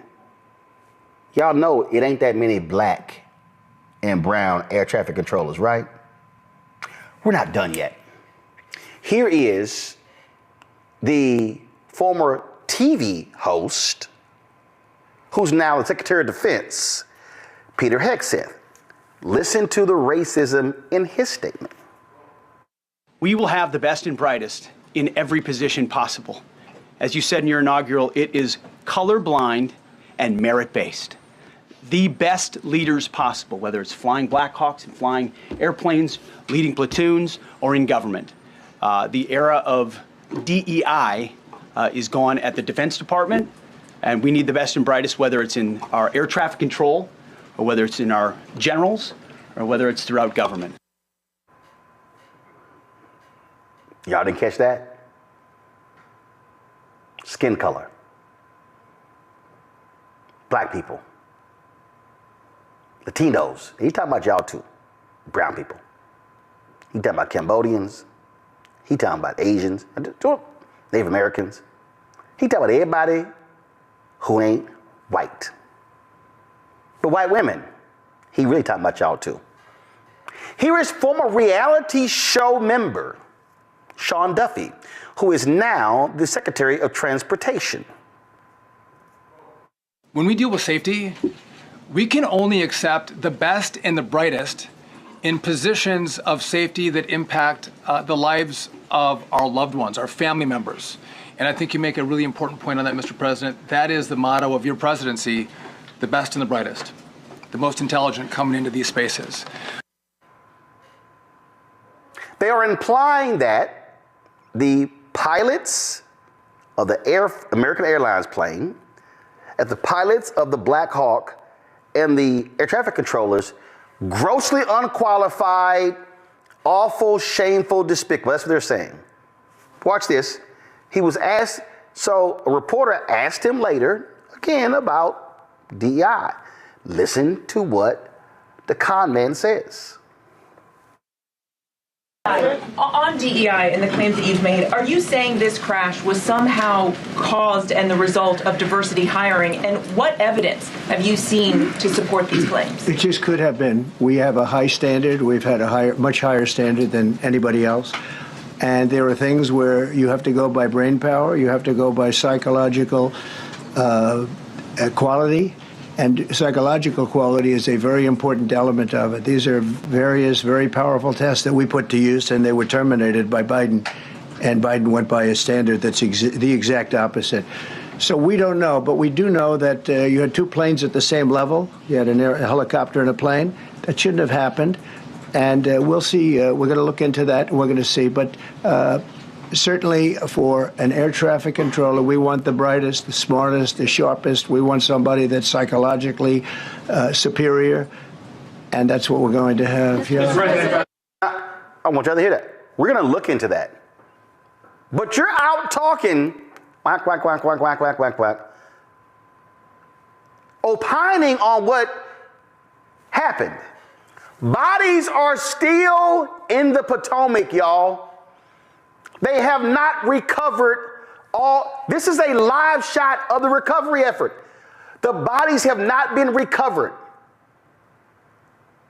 But it was 7-8 hours ago that these idiots were saying this.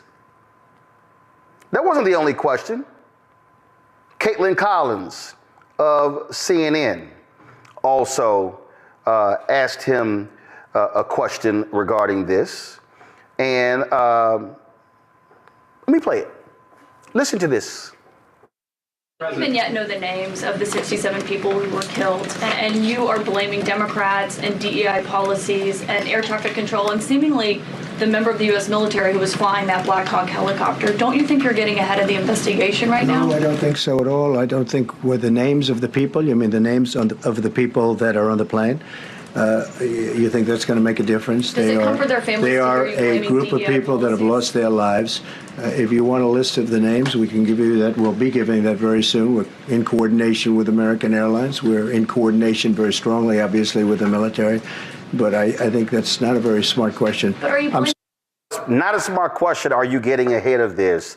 Bitches, that's always him being bitchy and complaining about the media when these things happen. It goes further. Y'all, he literally, this is like a while ago. He signs an executive order blaming President Biden and DEI for the crash. Did y'all hear what I just said? He signs an executive order. So he's already decided that the crash is completely Joe Biden's fault and all because of DEI. Watch this. Sir, thank you. Second, for your signature, we have a presidential memorandum titled Immediate Assessment of Aviation Safety. In light of the damage done to aviation safety by the Biden administration's DEI and woke policies, what this presidential memorandum orders is for your Secretary of Transportation and FAA administrator, in this case, acting FAA administrator, to basically ensure that we are actively undoing all of that damage, that we are assessing how much damage was done, and that we're ensuring that people hired within the FAA, in keeping with your memorandum of January 21st, are only the most outstanding, capable people for the jobs that they're being hired into. In other words, competence. Yes, sir. Elevating competence over everything. Republican Party. Now, we literally have incompetent people trying to assess other people's competence. That's literally what we have here. On Maria Bartiramo's Fox News show, Tennessee Congressman Andy Ogles, one of the dumbest members of Congress, what did he immediately rush to? That damn DEI. Is there any reason to believe there was any foul play here? Well, you know, at this time, you hate to jump to any conclusions. Obviously, we'll look at everything. Stop. At this time, we hate to jump to conclusions, but what the hell? Let me jump away. Go. all the boxes. You know, I had just taken off from D.C. Before the crash, and of course it came across my cell phone, and I saw it and was horrified. So prayers go out to all those impacted. But, you know, to your point, I think you have to look at this with eyes wide open, see what happened. You know, human error, was it some sort of equipment failure? Did DEI play a role in this type of thing? So I think you look at it, you go into it with, again, eyes wide open, and make sure that something like this never happens. It's been a number of years since we've had an aircraft collision such as this. And so, again, prayers for all those impacted. Absolutely. Yeah, haven't had one since 2009, but oh, it's that damn DEI that just did it, Now, this is how they're operating. Just the other day, Carolyn Levitt, who they're hailing as the youngest White House press secretary ever, who's an idiot, who got them a federal restraining order yesterday when it came to one of their policies because of her dumbass tweets. This was her just a couple days ago from the White House podium talking about wokeness. So what does this pause mean? It means no more funding for illegal DEI programs. It means no more funding for the Green New scam that has cost American taxpayers tens of billions of dollars. It means no more funding for transgenderism and wokeness across our federal bureaucracy and agencies. No more funding for Green New Deal social engineering policies. Ooh, all that wokeness. Congressman Hakeem Jeffries, Democratic minority leader of the House, he is actually in California. I was texting him earlier. He was meeting with families in Altadena who've been impacted by the fires there. He dropped this video on social media.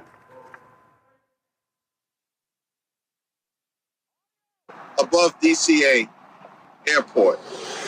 Lives have been lost. Families have been devastated.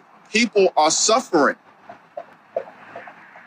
And the leader of this country decides to go out and peddle lies, conspiracy theories, and attack people of color and women without any basis whatsoever. Have you no decency? Have you no respect for the families whose lives have been turned upside down? Folks, there were tweets there. Former Secretary of Transportation Pete Buttigieg.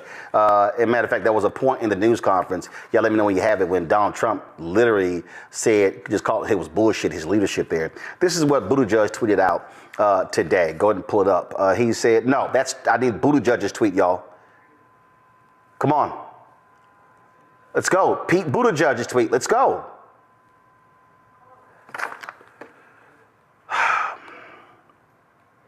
All right, here's a tweet. Despicable. As families grieve, Trump should be leading, not lying. We put safety first, drove down close calls, grew air traffic control, and had no commercial airline crash fatalities out of millions of flights on our watch. President Trump now oversees the military and the FAA. One of his first acts was to fire and suspend some of the key personnel who helped keep our skies safe. Time for the president to show actual leadership and explain what he would do to prevent this from happening again. Pollster Cornell Belcher tweeted this out. You can get the Cornell Belcher tweet, and then after him, you're going to get the Ilhan Omar tweet. Belcher, America deserves better than this. To use this tragedy to push a blatant and racial political agenda is absolutely appalling. It's not okay. It's abhorrent. It's unimaginable that a president would stand before us and dishonor the role of the office this way, not us. Congresswoman Ilhan Omar said bodies are still being pulled from the Potomac. Donald Trump and his grossly incompetent administration are blaming this deadly crash on DEI priorities in white women. This is disgusting, racist, and sexist. Their clueless actions have consequences, and they should be held accountable. Here is freshman Congressman Shamari Figures. He posted this tweet as well. Ensuring qualified candidates have a fair chance in employment had nothing to do with last night's tragic plane crash.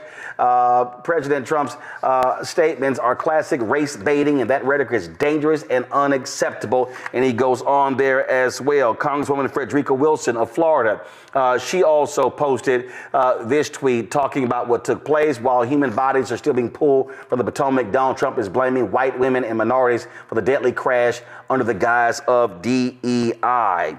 Former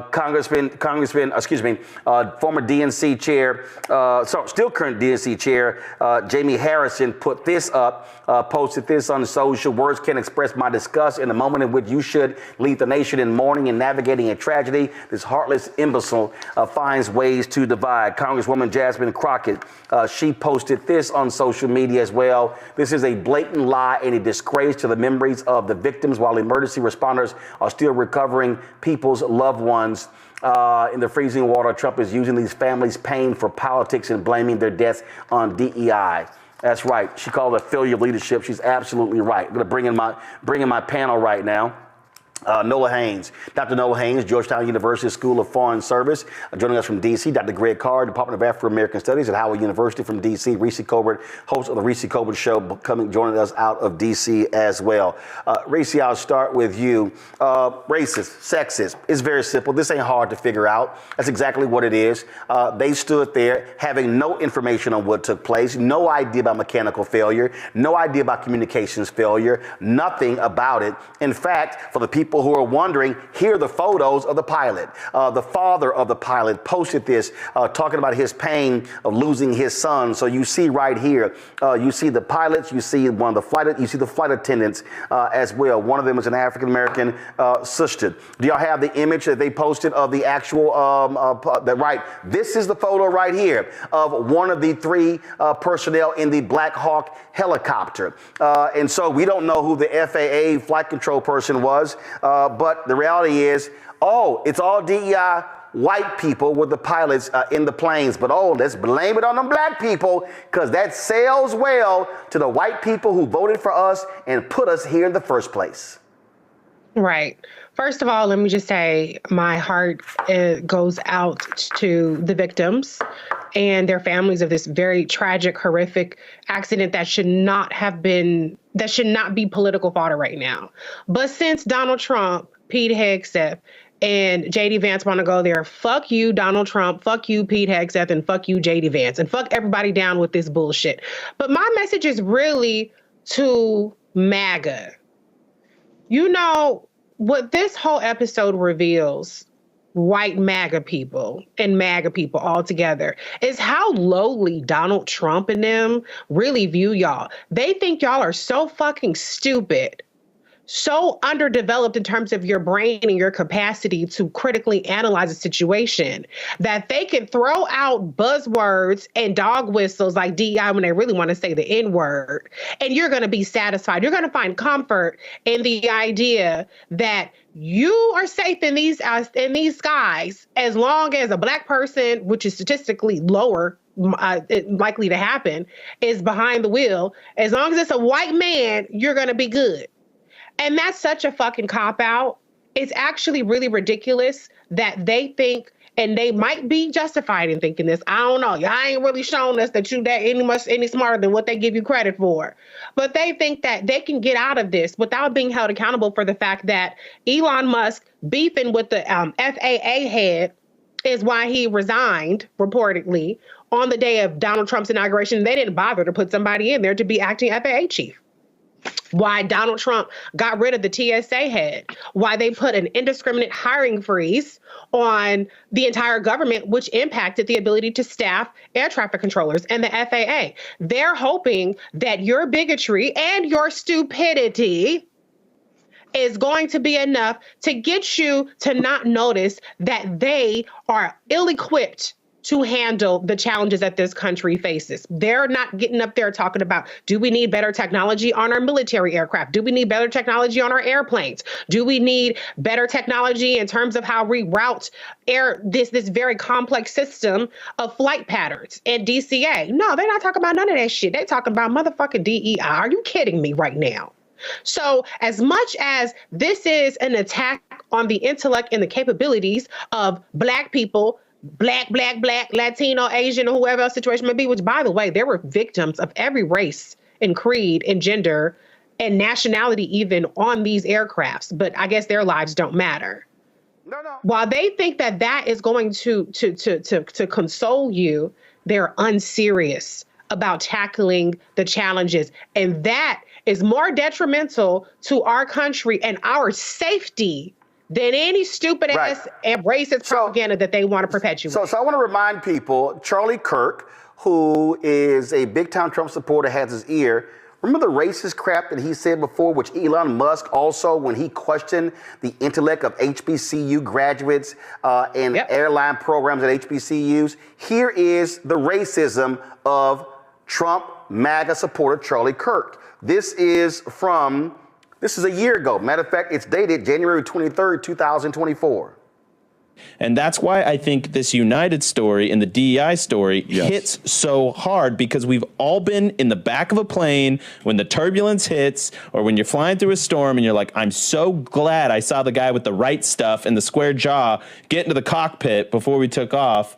And I feel better now. No, I mean, like, you want to go thought crime? Like, I'm sorry, if I see a black pilot, I'm going to be like, boy, I hope he's qualified.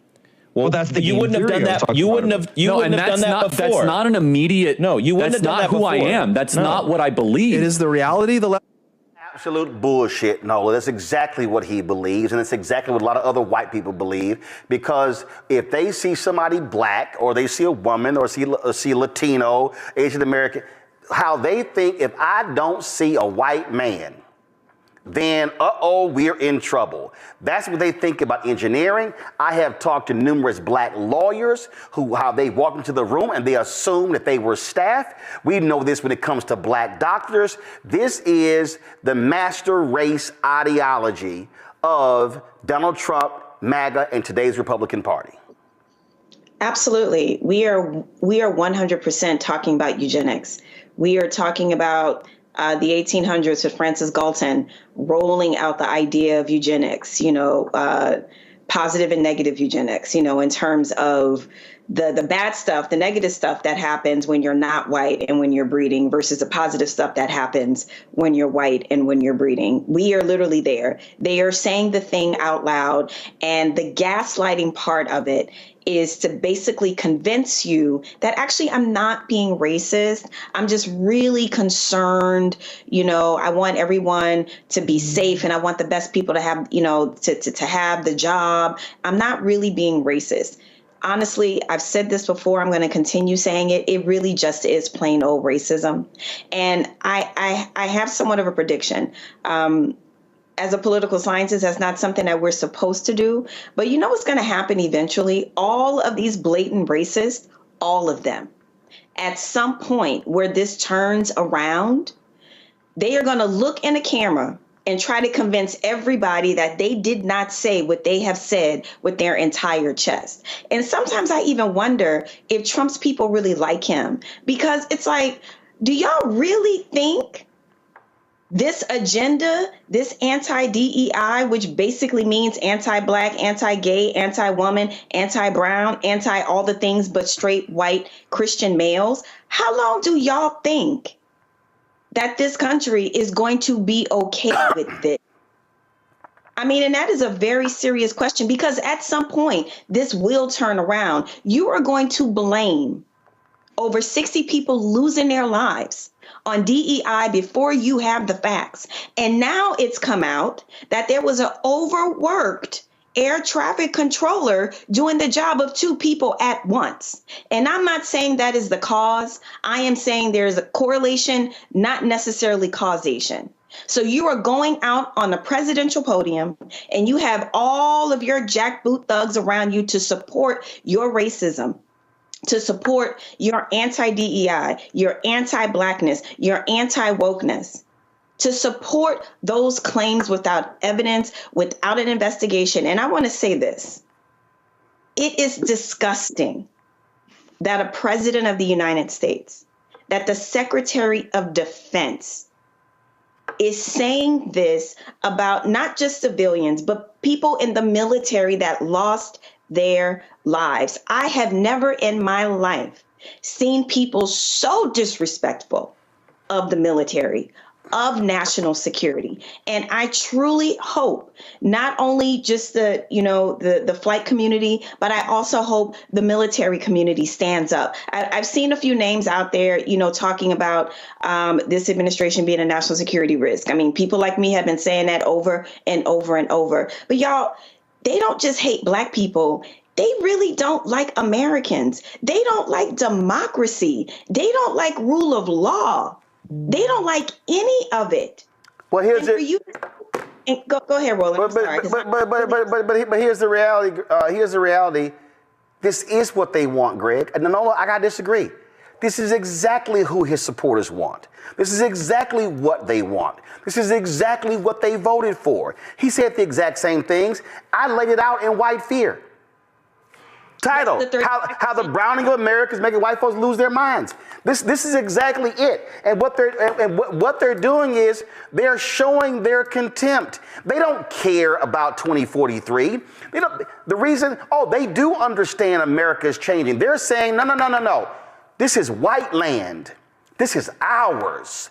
Everything is ours. The money is ours. The power is ours. The jobs are ours. Everything is ours. Y'all are meant to be subservient. You are meant to be sharecroppers. You are meant to be slaves without shackles. And there are Black people, if skin folk ain't kinfolk. Remember, Charlie Kirk said that, but remember what that hateful ass Candace Owens had to say. The exact same thing. Listen. Unfortunately, that is the reality of what happens when it comes to DEI. And what he is remarking on is true. I would be terrified if I got onto a plane and I saw a woman flying the plane. And I know that we have the United CEO saying that he just wants to fulfill a quota. He just wants there to be more women and wants there to be more Black people. And he's not concerned at first with qualifications. That is something that should alarm all of us, guys. Now, again, we know, Greg, we all know. I mean, if we sat here and pulled the record of plane crashes in America dating back 30, 40 years, we're going to see nearly all white pilots. If we pull the records of who were the air traffic controllers when those crashes happened, it's a good bet that list is going to be nearly all white. We can go on and on. We can talk about food poisoning. We can talk about, we can go on and on and on in America. It's white folks. If we want to talk about white collar crimes and Ponzi schemes and bankrupting people, it's going to be mostly a white dude at the helm of it. But for them, oh no, anything that's gone wrong, it's those damn Black people. It's those damn women. It's white women, because when they say Black, if you're a Black woman, you're in the Black category. It's those damn Latinos. This is absolutely sickening to their base. It's them.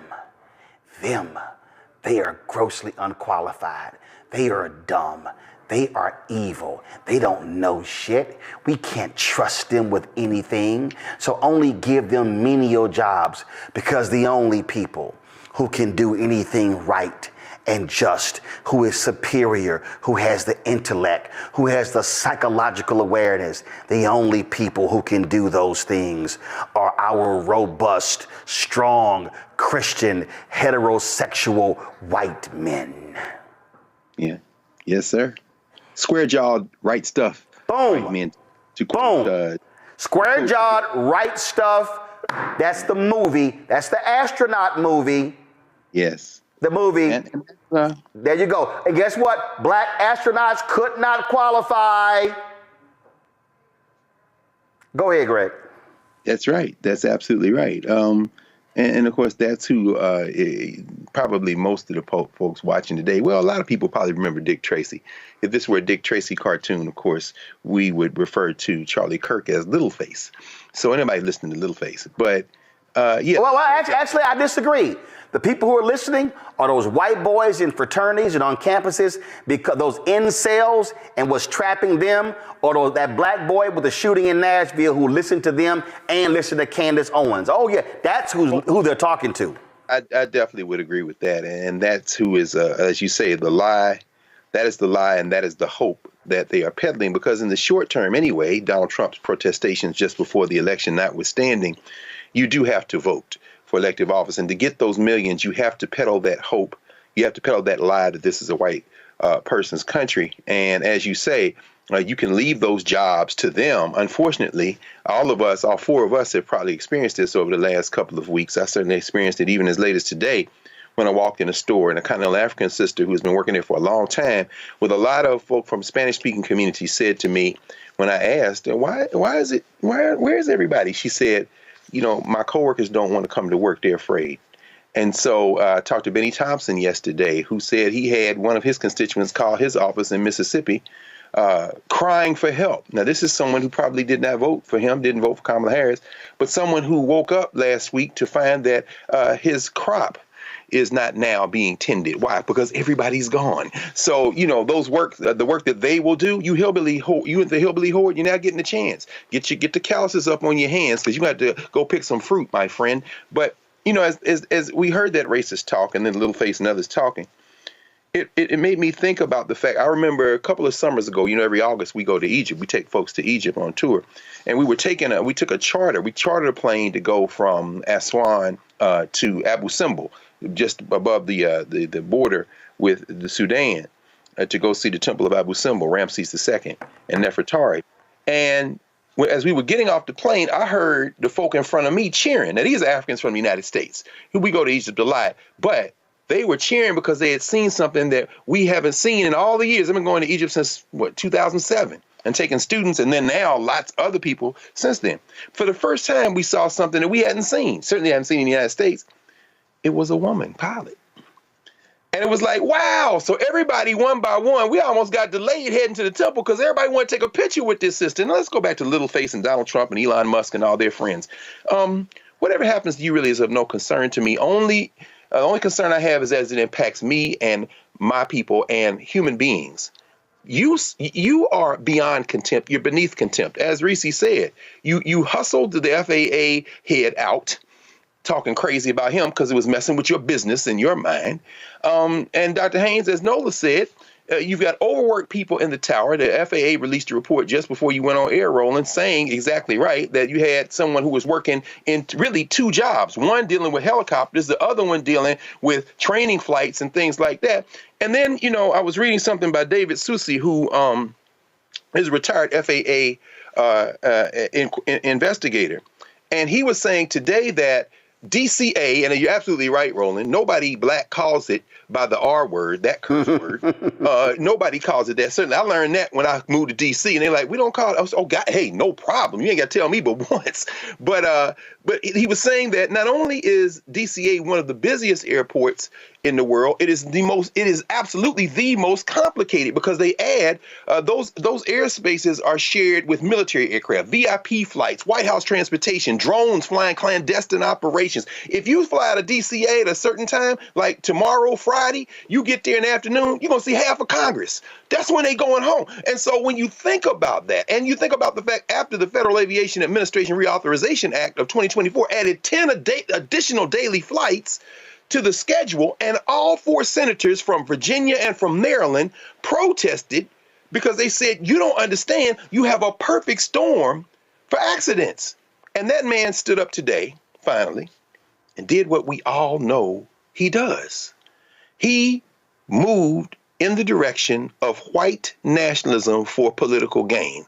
His base is going to be his base. Yep. And since it's going to be its base, the rest of us have to decide what we will do to stop him. Because guess what? The world isn't waiting on us to stop him. All the leaders of the Caribbean and Latin American countries were supposed to meet today, but they canceled the meeting, and the headlines in the United States were that they bucked to Trump. No, they didn't buck to Trump, fool. They have phones. The world is organizing. The only question we got to ask ourselves is, what are we going to do? Because they're getting ready to leave us in the dirt. See, I need everybody to understand. I'm telling you, I mean, all y'all folks who are listening, and I see it's 10,000, the most we've had on our YouTube channel live at one time in a number of months. This thesis, white fear, I have been speaking on this nationally in speeches, on television and radio since 2009. I literally said to John Avalon at CNN, who's now a member of Congress, John, this is in 2009. I said we are in the beginning stages of white minority resistance. Y'all need to understand what's at play. What you heard today, what you've seen with all these executive orders and policies, it is white minority resistance. They are scared to death of the nation becoming majority white. But they don't have to worry about that because you got a lot of Latinos who are calling themselves white Hispanics. See, we got to understand what's at play. And everybody who's watching, I had somebody say today, somebody said that they had 2 Black History Month speeches that were canceled. They said, keep the money, just don't show up. Somebody else said that several speakers bureaus have said that Black History Month bookings are down up to 70%. Same is going to take place next month, Women's History Month. What you have going on is you now have corporations, they're attacking the affinity groups. So the groups in companies and the federal government of Black employees and Latino employees and gay employees and women employees. I laid out last week that they are attacking the civil rights infrastructure because what they're angry about are the gains since white people in this country, namely white men, are pissed off right now because they have to compete. They're angry. See, everybody who's watching, y'all got to understand. Let me walk y'all through because I don't think a lot of people understand what I'm talking about here. If we talk about Title IX, which was passed in 72, that is a provision of the 1964 Civil Rights Act. That law is built around the 64 Civil Rights Act. The law targeted colleges that receive federal funding, research, and they say, y'all can't be discriminating against women. You getting federal dollars. Senator Ted Kennedy led that law. That law is the reason you have seen female doctors, female engineers, female lawyers. It opened the professional schools up. The 1996 American with Disabilities Act, that law was passed.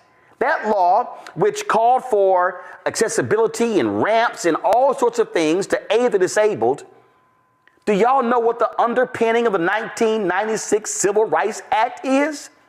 The 1996 American with Disabilities Act, the underpinning of that is the 1964 Civil Rights Act. Why do they hate the 1965 Voting Rights Act? Because that today is how Latinos and Koreans and Chinese and Cambodians and Taiwanese can vote in their native language because of the 1965 Voting Rights Act. Why do they hate the Fair Housing Act? Because you couldn't have covenants. You couldn't have your racially restrictive neighborhoods, redlining, all those things. Who supported a law in California that said we don't have to sell our homes to black people? Ronald Reagan, who was elected governor of California, who was elected president, who before Trump was the biggest Republican hero in history, even before Abe Lincoln. I need all y'all watching to understand what's going on. The right in this country, the white right in this country, have been pissed off because this nation was forced to live up to its creed. All men and women are created equal. They hated that. What did Dr. King say? Be true to what you put on paper. And the civil rights infrastructure has been forcing America to be true to what you put on paper. And they are pissed. And they are angry. And they are upset. And I need y'all, during the news conference. I know some of y'all are saying, Roland, I don't understand. Why did he attack Pete Buttigieg so viciously? Pete Buttigieg is a white man, but he gay. They like, nah, we ain't down with gay white men. Listen to this. A website shows that the agency's guidance on diversity hiring were last updated on March 23rd of 22. They wanted to make it even more so. And then I came in, and I assume maybe this is the reason. The FAA, which is overseen by Secretary Pete Buttigieg, a real winner. That guy's a real winner. Do you know how badly everything's run since he's run this Department of Transportation? He's a disaster. He was a disaster as a mayor. He ran his city into the ground, and he's a disaster now. He's just got a good line of bullshit. The Department of Transportation, his government agency charged with regulating civil aviation. Well, he runs it, 45,000 people, and he's run it right into the ground with his diversity. So now, yeah, that's what that was. So that was, I'm attacking him because he's gay. I'm attacking him because he worked for Democrats. And so that's what all this was about. Support the work that we do. Join our Bring the Funk fan club. You heard what we just talked about there. Folks, I can't reiterate this enough. Listen to me clearly. I cannot reiterate this enough. When you've got technology companies running scared, when you've got legacy media not doing their job, when you've got black-owned media that is disintegrated, now is more than ever for us to have independent media that cares about the truth, that is willing to say what needs to be said. So when you support Roland Martin Unfiltered, this show, when you support the Black Star Network, you're not just supporting me, you're supporting the other shows. Our goal is to add 2 more shows this year. We want additional shows. We want more weekly and daily shows because we want to be able to speak truth to power. We want to be able to say what is necessary where other people are scared. And when you are scared, when you're looking over your shoulder, oh my God, that advertising contract is not going to come in. Well, guess what? A lot of these major ad agencies, they're not even supporting us anyway. You know, in 6 years of doing this show, Group M hasn't done a damn thing with us. Publicis hasn't done anything with us. You've got Horizon, you've got all of these folks, they haven't done jack. And so we are calling it like we see it, and we're speaking truth. And unlike some of these other so-called progressives and people who believe in truth, I'm not running around trying to kiss MAGA ass and kiss Trump's ass. I won't be going to Mar-a-Lago, not for a damn thing. And so this is about us being able to speak truth. So when you support this show and this network with your resources, that is exactly what is happening, because we are trying to build something that is bigger and broader, and actually it has the courage to say what needs to be said, even when it makes other folk uncomfortable. If you want to contribute giving Cash App, use the Stripe QR code. This is it right here. And if you are listening, simply go to blackstarnetwork.com to check it out. Also, if you want to see your check and money order, some of y'all old school, we understand that. See your check and money order to P.O. Box 57196, Washington, D.C., 2003 7-0196. PayPal, R. Martin Unfiltered. Venmo is RM Unfiltered. Zelle, Roland at RolandSMartin.com, Roland at RolandMartinUnfiltered.com. And again, folks, we've got some 4 million social media followers. If only 20,000 of our fans contribute at least $50 each, which comes out to $4.19 a month, 13 cents a day, that's $1 million. That allows us to be able to continue to build, to add these shows and do the work that's required. So your support is needed. So please join our Bring the Funk fan club today if you've not already joined. If you have given to us in the past, please renew your commitment, because it's important that we support Black-owned media, because Black-owned media matters. I saw something earlier today, and it always amazes me when I hear these Fox News people talk about DEI, who's not hired. And I swear, Ainsley Earhart is one of the dumbest people I've ever seen in my life. If y'all want to talk about unqualified, this is called get the job because you're a white woman with blonde hair. This is also the woman who Sean Hannity is going to marry. Listen to what, that ain't it. Listen to what, y'all don't have it, the Ainsley Earhart clip. All right. I saw this clip today, y'all, and my Lord, I said, I can't believe this. Y'all, so they were having a conversation this morning on Fox News, and they were talking to a former, we got it now? Thank you. All right, well, okay, well, we got it. Just play it. Jake, you just don't see it from these divers' perspective, but, you know, as a former door kicker, Navy SEAL, you've flown in those Blackhawks before. When you saw the crash, what was your reaction to that? We're talking about experienced pilots there. So I talked to one of my pilots that flies into DCA all the time, and he said that the big difference is the commercial airlines have a TCAS system, which is a avoidance system that they have, and the Army helicopters don't have it. The Army helicopters don't have transponders broadcasting locations. So, you know, as a guy that's ridden in helicopters, I'm going to tell you right now, I was down at SEAL Team 8, and we had 5 helicopter crashes down there. Helicopter is not your friend when it's falling out of the sky. It's a tough question to ask, Jake, but I always think about this when we report on someone who has died. What were those last moments like? Because you don't want anyone to be scared, but you also want people to say their prayers before and have a little bit of time.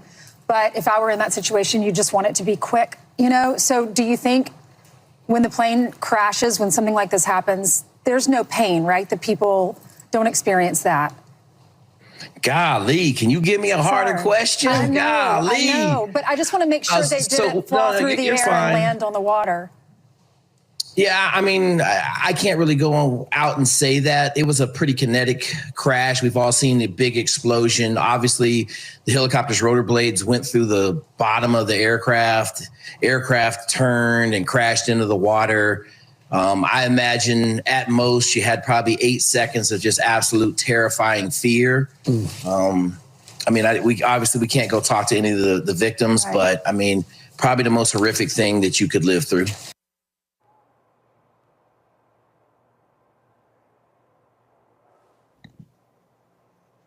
Live through? What the fuck is he talking about? All of them. What are any of them talking about? Can you explain? Can you explain to us what it felt like in their final seconds? He's alive. He can't tell you what.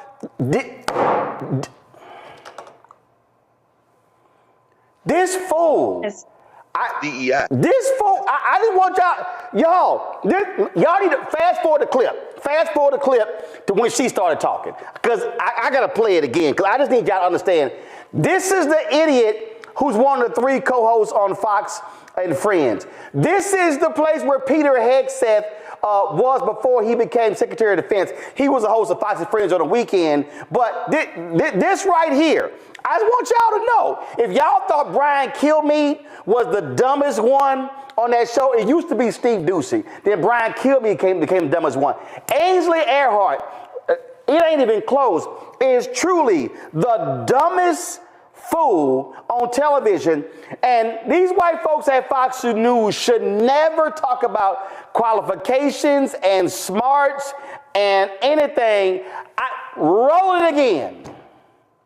A bit of time, but if I were in that situation, you just want it to be quick, you know? So do you think when the plane crashes, when something like this happens, there's no pain, right? That people don't experience that. Golly, can you give me a harder question? I know, Golly. I know, but I just want to make sure they didn't fall through the air and land on the water.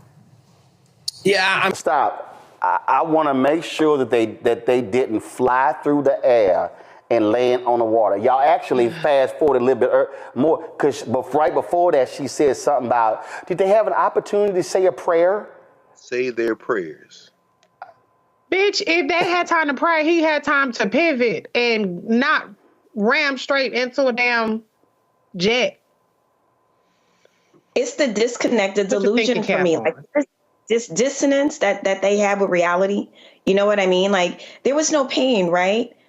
In what world would I'm sorry, a helicopter, a plane on its descent, a helicopter flies into them, that causes an explosion. And well, I just want to make sure that they didn't fly through the air and hit the water. According to one report, they found a section of the plane of 27 people still in their seats. So yeah, Ainsley, they hit the fucking water. It's, Roland, I mean, what we saw there, of course, is DEI. Actually, here's why I don't use that, because that's how they use it. That's white privilege. No, that's what I mean. Whiteness is the ultimate DEI. In other words, the only qualification you have is white. And that has been the case for 500 years.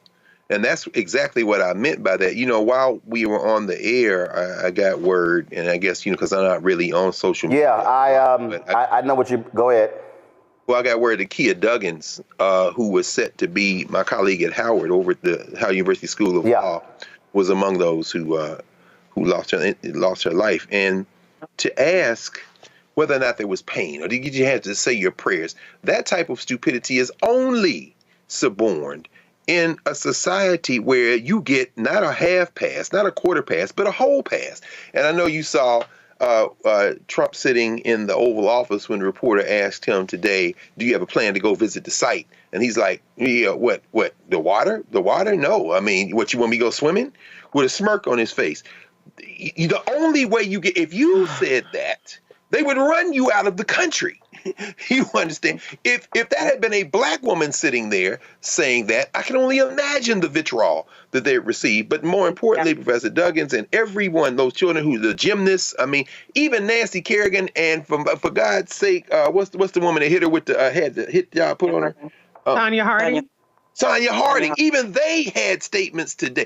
Everybody is in solidarity with feeling the pain of these families. And this person sits up and starts talking about prayers and hitting the water and still has a job. In fact, you might look around, and if this Junior Huckabee, who worked for Huckabee apparently for 3 years, if she doesn't work out as press secretary, hell, that she might be the next damn White House press secretary. We are past any idea that we can somehow reason with people for whom the defining element of their existence is their whiteness.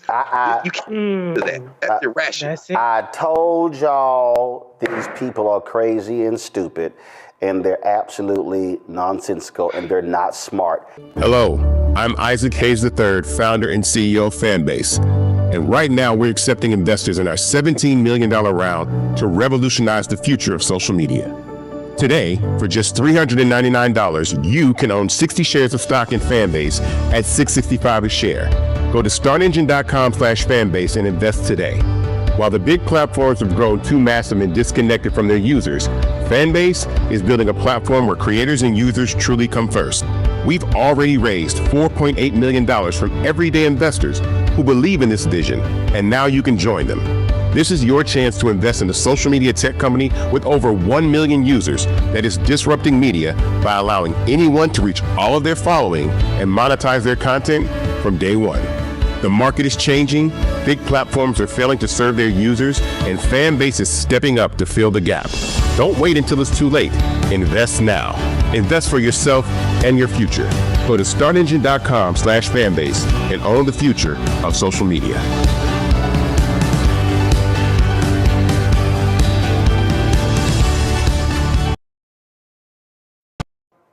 I received a text message today from a movement leader, a committed activist, somebody who has put their life on the line.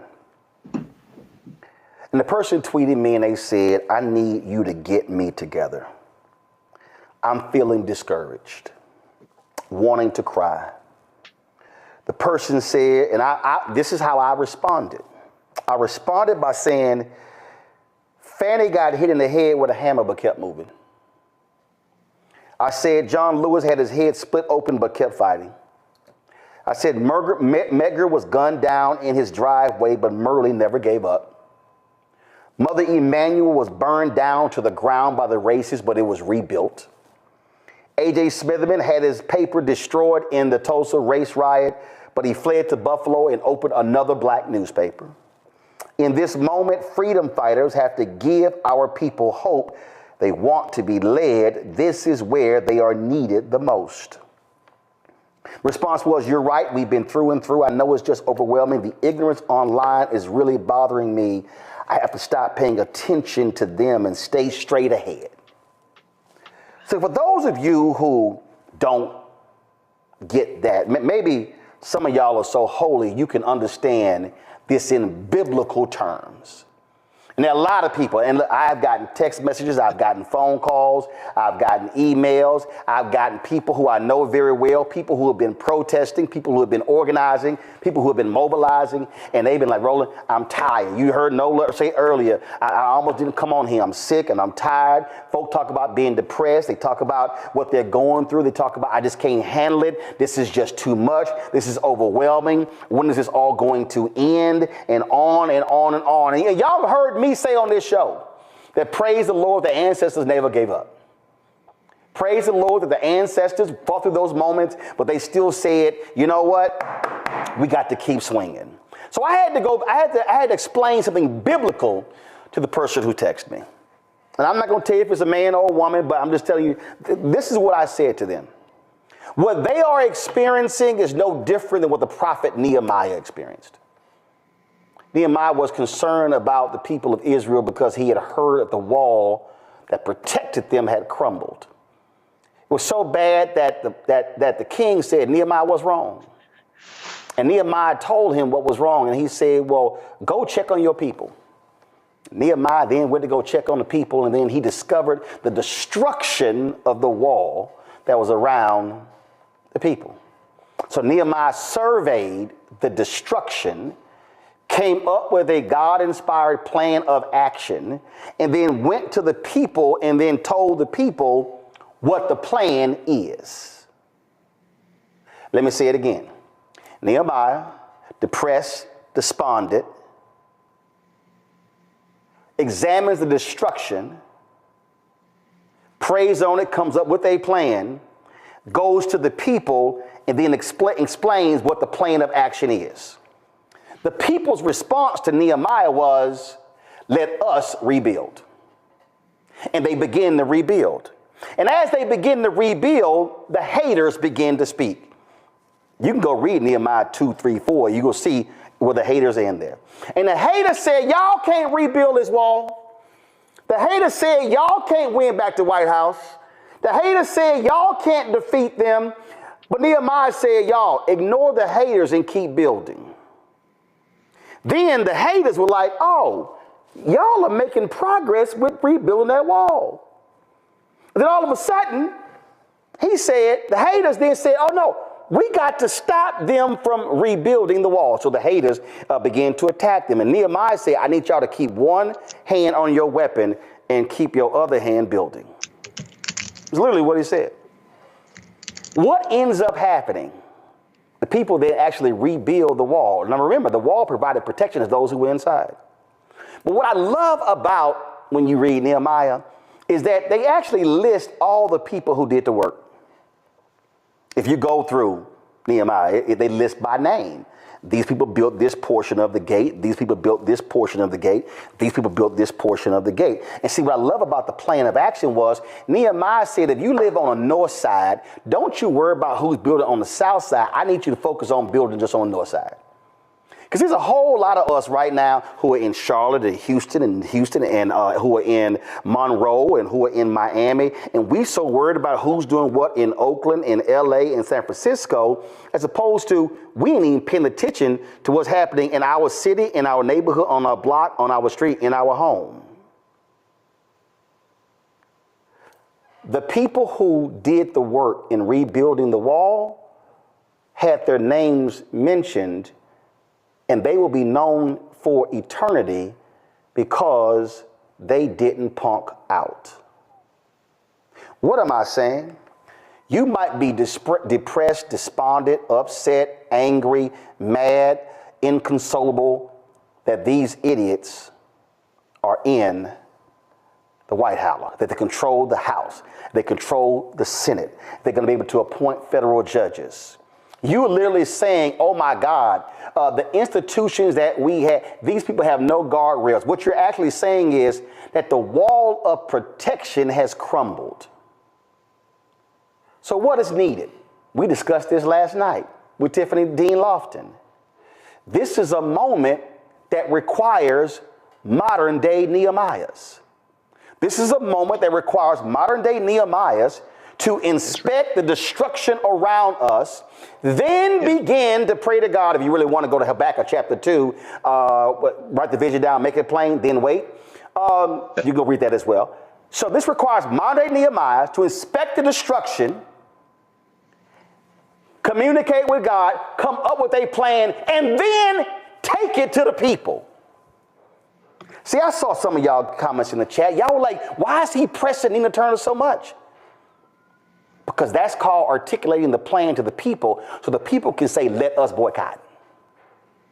Let us rebuild. So in this moment, the challenge to black leadership, which Frank Ski talked about in his video, the challenge to black leadership is, are you a modern day Nehemiah? Are you surveying the destruction? Are you then crafting a plan of action? And are then you coming to the people to say, let us rebuild? And then will the people actually stand with you? Because there's a whole lot of people who are more like the haters who are saying, y'all cannot rebuild that wall. There are people who are saying, y'all can't mobilize and organize. Y'all can't get folks out to vote. Y'all can't raise money. Y'all can't do any of this. That's what the haters are saying. And the problem is when too many Nehemiahs are listening to the haters and they don't have their focus on the folks building, then your focus is misplaced. So I said to this person, I need you to stop listening to the haters. In our chat room right now are haters hating on me in the chat. Do you know why I don't care? Because I'm not on their YouTube channel, they on mine. Yikes! See, when you have built something, the haters gonna show up to throw stuff at you. And your response is, in the words of Della Reese from Harlem Nights, kiss my entire ass. Because I don't care. You can't waste your time with haters. You can't waste your time with online trolls. And you can't waste your time with people who do not want to help build. If we are going to deal with the craziness that is already confronting us, then what we have to do, some of us need to go off, take a respite, take a vacation, go away, do a sabbatical. I'm gonna help y'all to how do you navigate this here. Folks were blowing me up after 11 a.m. Are you watching this? No, I'm not. What are you doing? I'll see it later. But I'm not talking to you right now. Because what was the point of me getting mad and pissed off at 11 a.m.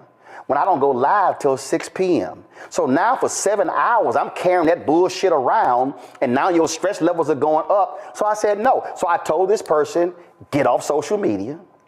If you see some bullshit, move past it.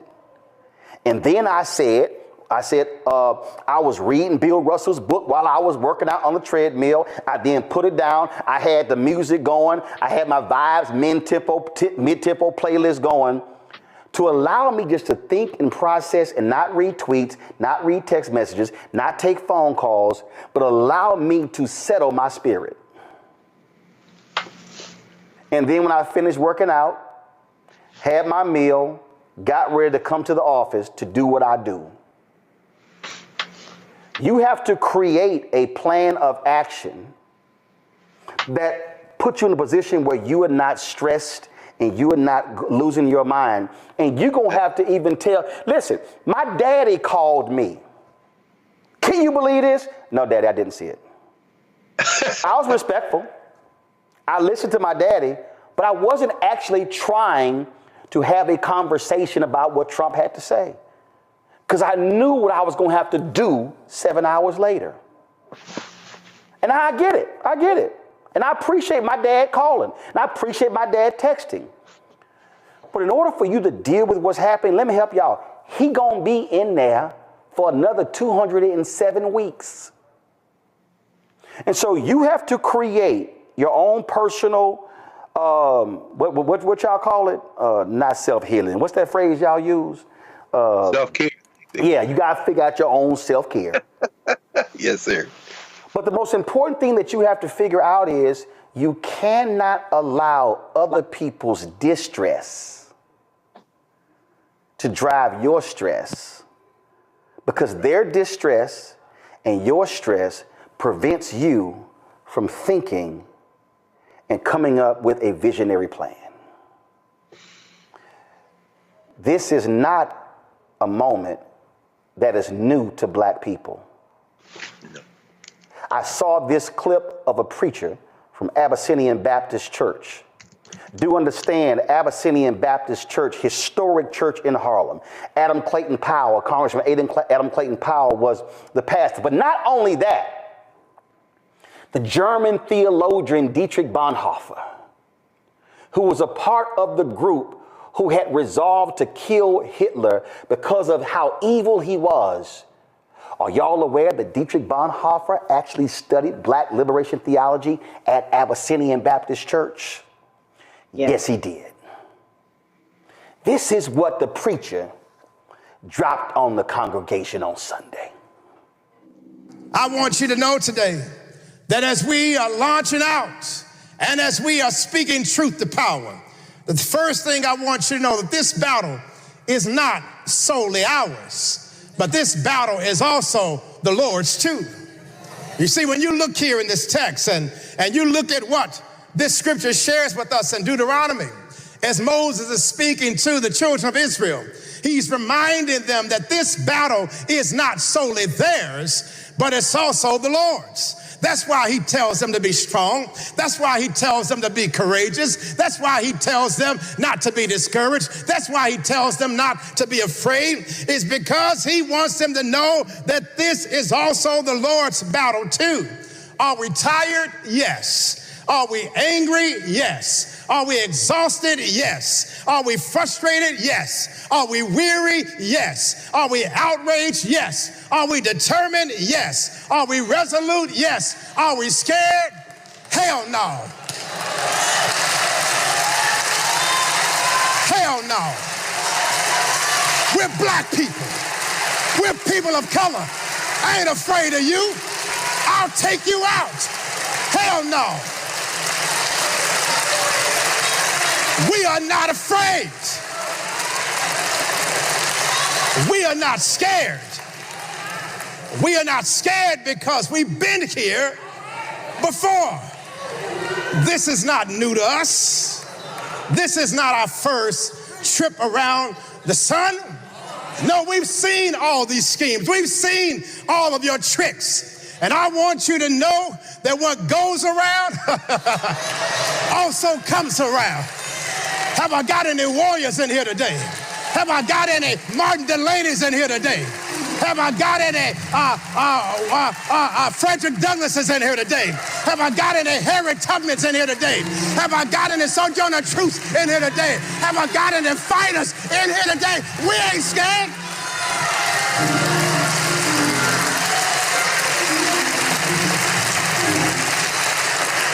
You see, it's in our DNA that we are survivors. It's in our DNA that we are overcomers. It's in our DNA that we are resistors. It's in our DNA that we are defiers. It's in our DNA that we are change makers. It's in our DNA that we are revolutionaries. It's in our DNA that we are prayer warriors. It's in our DNA that we are activists and challengers, liberators and perseverers, prevailers and conquerors, and America's greatest nightmare. No, we ain't scared.